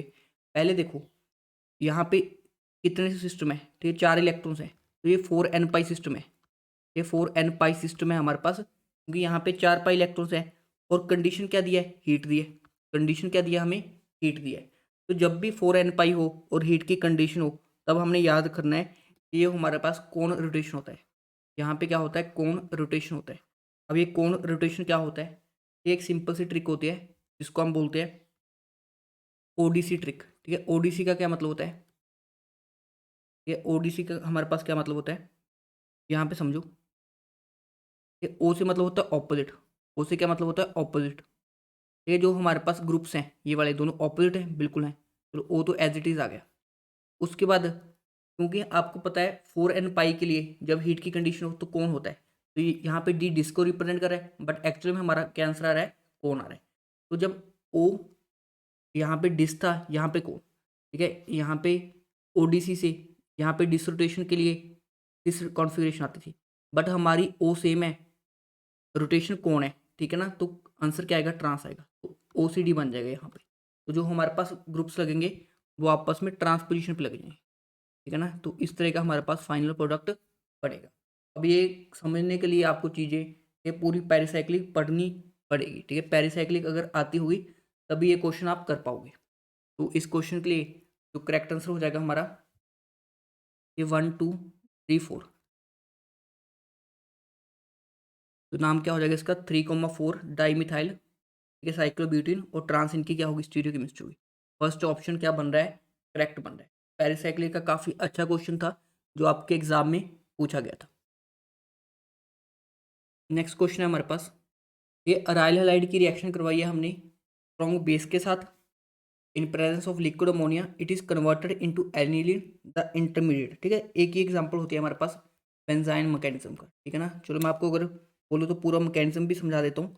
ये बेंजाइन मैकेनिज्म में क्या होता है, बेसिकली जो बेंजाइन मैकेनिज्म होता है हमारे पास, इसको हम एलिमिनेशन देन एडिशन मैकेनिज्म भी बोलते हैं। इसको हम क्या बोलते हैं, एलिमिनेशन देन एडिशन मैकेनिज्म भी बोल देते हैं।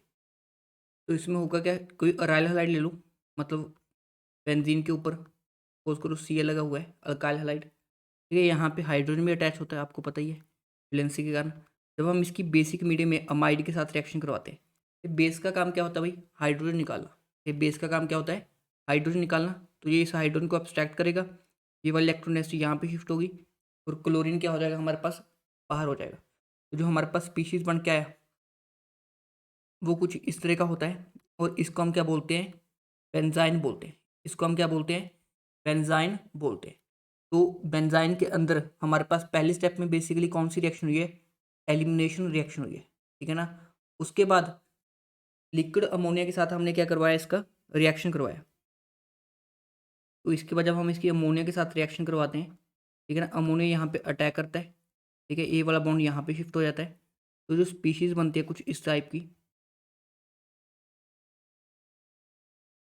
यहाँ पे नेगेटिव चार्ज और यहाँ पे NH3 पॉजिटिव आ जाता है, और ये नेगेटिव चार्ज यहीं से H एक्सट्रैक्ट करके हमारे पास एनिलीन का फॉर्मेशन करता है, ठीक है ना। तो यहाँ पे NH2 का फॉर्मेशन हो जाता है, तो इसको हम बोलेंगे एनिलीन। तो यहाँ पे कौन सा स्टेप हुआ, एडिशन स्टेप हुआ, NH2 का क्या हुआ, एडिशन। तो पहले स्टेप में एलिमिनेशन होता है, फिर एडिशन हो जाता है, और ये हमारे पास सिंपल सा बेंजाइन मैकेनिज्म होता है। नेक्स्ट क्वेश्चन देखो हमारे पास, ये इंपॉर्टेंट है, ठीक है। इंपॉर्टेंट क्यों है, इसके दो ऑप्शन बन सकते हैं, ठीक है। इसमें ऑप्शन नंबर थर्ड भी सही हो सकता है, फोर्थ भी। बट अगर आपको जिंक और, तो इस क्वेश्चन में होता क्या है बेसिकली, जब हम इसकी रिएक्शन करवाते हैं नाइट्रोबेंजीन की जिंक और बेस की प्रेजेंस में, तो हमारे पास एजोबेंजीन का फॉर्मेशन हो जाता है, एजोबेंजीन का। बट अगर हमने जिंक और NaOH को एक लिमिटेड अमाउंट के अंदर लिया, ठीक है, तब ये प्रोडक्ट बनते हैं। जब हमने इन दोनों को एक्सेस के अंदर ले लिया, तो डबल बॉन्ड का भी क्या हो जाता है, फर्दर रिडक्शन हो जाता है। तो हमारे पास जो प्रोडक्ट बनते हैं वो ये वाला होता है। ये ऊपर वाले केस में तो एजोबेंजीन बना, और नीचे वाले केस में हमारे पास बना हाइड्रा एजोबेंजीन, हाइड्रा एजोबेंजीन, ठीक है ना, ये वाला प्रोडक्ट बना। तो दोनों में डिफरेंस देखो क्या है, आपको तो जिंक और बेस दे दिया, आपको नहीं बताया कि उसमें लिमिटेड अमाउंट है या पूरा एक्सेस में है, तो हमें ये वाला प्रोडक्ट टिक करना पड़ेगा। ये तो हमारे पास ये वाला प्रोडक्ट है, ये ज़्यादा करेक्ट लग रहा है। ये ऑप्शन थर्ड और फोर्थ दोनों हो सकते हैं इस क्वेश्चन के लिए, बट मेरे अकॉर्डिंग जो ज़्यादा प्रेफर्ड आंसर है दैट इज ऑप्शन नंबर 3। ये क्या हो जाएगा, हमारा करेक्ट आंसर हो जाएगा। ये क्वेश्चन नंबर 143, ये थ्योरेटिकल क्वेश्चन आप पढ़ लेना, ये इसका करेक्ट आंसर आ जाएगा विटामिन ई।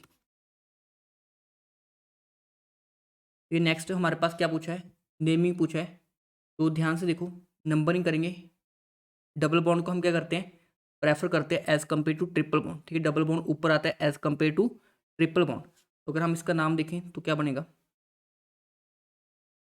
1 2 3 4 5 6, ठीक है ना। तो हेक्सा 2 इन 4 आयन, ठीक है। ये क्या बन जाएगा, इसका नाम बन जाएगा। इन मतलब 2 पे डबल बॉन्ड है, 4 पे क्या है, ट्रिपल बॉन्ड है। तो ये बन जाएगा नाम इसका, ये वाला फर्स्ट ऑप्शन क्या हो जाएगा, करेक्ट हो जाएगा इस क्वेश्चन के लिए हमारा। फर्स्ट नहीं, थर्ड ऑप्शन, ठीक है ना। 2 पे इन है, 4 पे आयन, थर्ड ऑप्शन करेक्ट हो जाएगा, ठीक है। ये वाला क्वेश्चन आपके लिए, what is the difference between rate of reaction at constant pressure, ठीक। कांस्टेंट प्रेशर पे जो भी हीट एक्सचेंज होता है वो उसके डेल्टा H के इक्वल होता है, और जो कांस्टेंट वॉल्यूम पे हीट एक्सचेंज होता है वो डेल्टा U के इक्वल होता है। तो आपसे इन दोनों का डिफरेंस पूछा है, तो आपको रिलेशन पता होगा, delta H is equal to delta U plus delta NGRT। तो यहाँ पे delta H minus delta U का आपसे रेशो पूछा है, तो सो डिफरेंस पूछा है, तो वो किसके इक्वल आ जाएगा, डेल्टा NGRT। ये डेल्टा NG कितना है, यहाँ पे टोटल गैसेस मोल देखो, प्रोडक्ट साइड में 12 है, ये 6 नहीं कंसिडर करने, ये लिक्विड है, ये नहीं कंसिडर करने। यहाँ पे 15 है, ठीक है। तो 12 माइनस 15 तो -3 आ जाएगा। डेल्टा NG की वैल्यू कितनी आ जाएगी, -3। तो अगर हम वैल्यू पुट करें, -3 into 8.314 into temperature 27 degree Celsius दिया है, मतलब 300 केल्विन, क्योंकि हमने किलो जूल के अंदर कन्वर्ट करना है, तो डिवाइड बाय 1000 कर देंगे। तो अगर हम इसको सॉल्व करें, देखो ये ऑप्शन तो काट ही गए, बिकॉज हमारे पास आंसर तो नेगेटिव आएगा। तो यहाँ पे 3.3 आ जाएगा, ये 0.3 इंटू, ये 0.3 इंटू 3, तो 0.9 आ जाएगा, -0.9 इंटू 8.314। तो अगर हम देखें बाय लॉजिक भी 8.314 से थोड़ा बहुत छोटा आंसर आएगा, तो हमारा करेक्ट आंसर आ जाएगा 7.48, -7.48, ठीक है ना। तो विदाउट कैलकुलेटर ही हम इस क्वेश्चन को क्या कर सकते थे, सॉल्व कर सकते थे। तो हमारा 145 के लिए क्वेश्चन हो जाएगा फर्स्ट ऑप्शन, ये विदाउट कैलकुलेटर ही मैंने सॉल्व किया, ठीक है। इन द रिएक्शन, ठीक है, which element loss and gain electrons. तो ध्यान से देखो, क्लोरीन की यहाँ पे ऑक्सीडेशन स्टेट क्या है, 0। यहाँ पे ध्यान से देखो आप +5 है, यहाँ पे आपकी -1 है। तो 0 से +5 ऑक्सीडेशन, 0 से -1 रिडक्शन। तो यहाँ पे रिडक्शन हुआ, मतलब रिडक्शन का मतलब क्या होता है, गेन ऑफ इलेक्ट्रॉन। और यहाँ पे ऑक्सीडेशन हुआ, ऑक्सीडेशन का क्या मतलब हुआ, लॉस ऑफ इलेक्ट्रॉन। तो एक ही सब्सटेंस का रिडक्शन हुआ है, एक ही सब्सटेंस का ऑक्सीडेशन हुआ है। तो इस तरह की रिएक्शन को हम बोलते हैं डिस्प्रपोर्शनेशन रिएक्शन। तो किसने इलेक्ट्रॉन लूज भी किया और गेन भी किया, क्लोरीन। तो इस क्वेश्चन के लिए करेक्ट आंसर आ जाएगा हमारा क्लोरीन।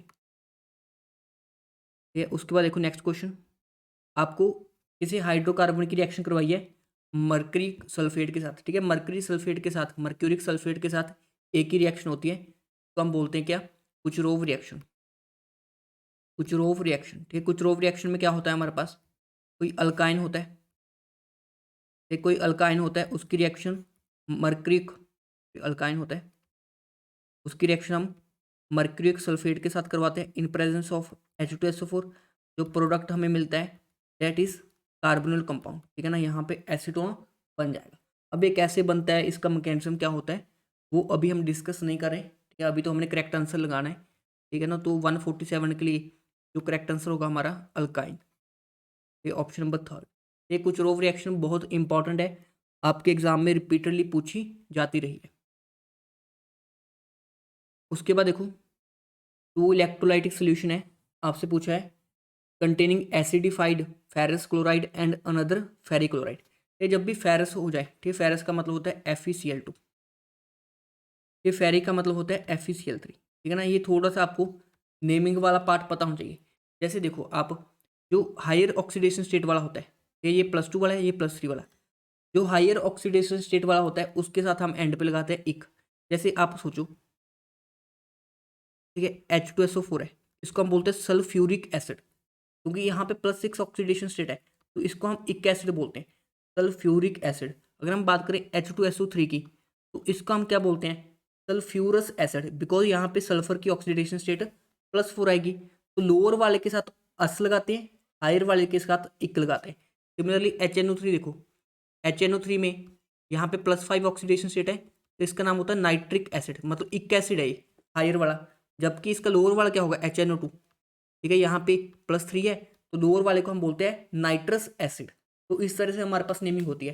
तो फेरस, अस का मतलब लोअर वाला, Fe+2 वाला, फेरिक हायर वाला +3 वाला। ठीक है, तो ये पता हो गया। The ratio of iron deposit at cathode in the two shells. तो आपको पता है फेरेडे सेकंड लॉ लगाना है हमने, ये कितना मास डिपॉजिट होगा, इनके इक्विवेलेंट मासेस के रेशियो के इक्वल। ठीक है, एक में Fe+2 है, इक्विवेलेंट मास किसके इक्वल होता है, mass divide by n factor. तो देखो मास तो दोनों का सेम ही है, आयरन है दोनों में। ठीक है, एन फैक्टर कितना होगा इसका, FeCl2 का 2 हो जाएगा। Similarly mass deposit by FeCl3 divide by n factor FeCl3 का, तो मास तो सेम रहेगा, कट जाएगा, ऊपर क्या आ जाएगा, n factor of FeCl3 divide by n factor of FeCl2। तो मतलब हमारे पास आंसर क्या आ जाएगा, 3/2। ये 3:2 क्या आ जाएगा, रेशियो बन जाएगा। ठीक है, नेक्स्ट क्वेश्चन है, ठीक है, इंपॉर्टेंट होता है जब आपको पता है CO2 का मोलिकुलर ऑर्बिटल डायग्राम बनाते हैं, तो जो लास्ट टू इलेक्ट्रॉन्स होते हैं, लास्ट टू इलेक्ट्रॉन्स होते हैं वो पाई में भरे जाते हैं। ये पाई में भर जाते हैं, इसलिए जो C2 के, ठीक है ना, दोनों डबल बॉन्ड्स होते हैं, ये पाई होते हैं। जनरली क्या होता है, अगर A और B में डबल बॉन्ड है तो एक सिग्मा होता है, एक पाई। बट जो C डबल बॉन्ड C के दोनों पाई, दोनों डबल बॉन्ड होते हैं, वो पाई होते हैं। तो ये याद करना होगा आपको, ये एज इट इज क्लास में पढ़ाया जाता है आपको। और लास्ट क्वेश्चन है हमारे पास, which of the following transition is responsible for complex formation. ठीक है, ट्रांजिशन मेटल का स्मॉल साइज होता है, ना, स्मॉल साइज होता है, तो ये वाला ऑप्शन तो नहीं होगा। टेब्रल ऑक्सीडेशन स्टेट, ये सही है। ये एब्सेंस, एब्सेंस नहीं होता, प्रेजेंस होता है, तो ये वाला ऑप्शन भी गलत है। ये +2 से ऑक्सीडेशन स्टेट से कोई लेना देना नहीं है, वो +3 भी शो करते हैं, +7 भी शो करते हैं। तो यहाँ पे जो करेक्ट आंसर बनेगा कि जो डी ब्लॉक एलिमेंट्स या ट्रांजिशन मेटल्स होते हैं वो वेरियस ऑक्सीडेशन स्टेट्स को शो करते हैं, इसलिए उनकी टेंडेंसी होती है कॉम्प्लेक्स फॉर्मेशन की। तो यहाँ पे हमारे एक कंप्लीट जो क्वेश्चन हैं उनका डिस्कशन होता है, जो हमारे HTET 2021 के अंदर पूछे गए थे। आई होप आप लोग को ये वीडियो काफ़ी हेल्पफुल रहा होगा। जिन भी स्टूडेंट्स को ये वीडियो हेल्पफुल रहा है, पहले तो उन्होंने वीडियो को लाइक करना है, कमेंट करना है कि आपको ये वीडियो कैसा लगा। ये उसके अलावा जो स्टूडेंट बिल्कुल मिनिमम फीस के ऊपर टेस्ट सीरीज ज्वाइन करना चाह रहे हैं, तो वो ऐप डाउनलोड कर सकते हैं, chemistry A to Z, chemistry A to Z। और जो स्टूडेंट मेरे से कांटेक्ट करना चाहते हैं वो कर दो 8437068169 पे, मेरे साथ व्हाट्सएप पे कांटेक्ट कर सकते हैं। उसके अलावा जितने भी HTET के आपके प्रीवियस ईयर क्वेश्चन हैं उनकी आपको प्लेलिस्ट मिल जाएगी, ठीक है। HTET के जितने भी प्रीवियस ईयर क्वेश्चन हैं उनकी आपको प्लेलिस्ट मिल जाएगी, वहाँ से आप सभी HTET के प्रीवियस ईयर क्वेश्चंस को अटैम्प्ट कर सकते हो, ठीक है ना। तो HTET के सारे प्रीवियस ईयर हमने सॉल्व करवा रखे हैं, तो वहाँ से आप प्लेलिस्ट में जाके, ठीक है ना, वहाँ से आपको HTET की प्लेलिस्ट मिल जाएगी। आई होप आप लोग को ये वीडियो काफ़ी अच्छा लगा होगा, ठीक। थोड़ा लेंथी वीडियो हो जाता है बिकॉज हम हर एक चीज़ को एक्सप्लेन करते हैं, तो इसलिए इतना टाइम लग जाता है, ठीक है ना। और किस टाइप के क्वेश्चन बन जाते हैं वो भी हम साथ में कवर कर देते हैं। तो बस आपने क्या करना है, थोड़ा सा हमें सपोर्ट करना है। सपोर्ट आपने कैसे करना है, इस वीडियो को लाइक करना है, ये वीडियो के अंदर कमेंट करना है, सो डैट मुझे पता चल सके कि आपका फीडबैक क्या है हमारी कोर्स के रिगार्डिंग, ठीक है, या हमारी वीडियोज़ के रिगार्डिंग, ठीक है। टेस्ट सीरीज ज्वाइन करनी है तो आप मेरे से कॉन्टैक्ट कर सकते हो 8437068169 के ऊपर।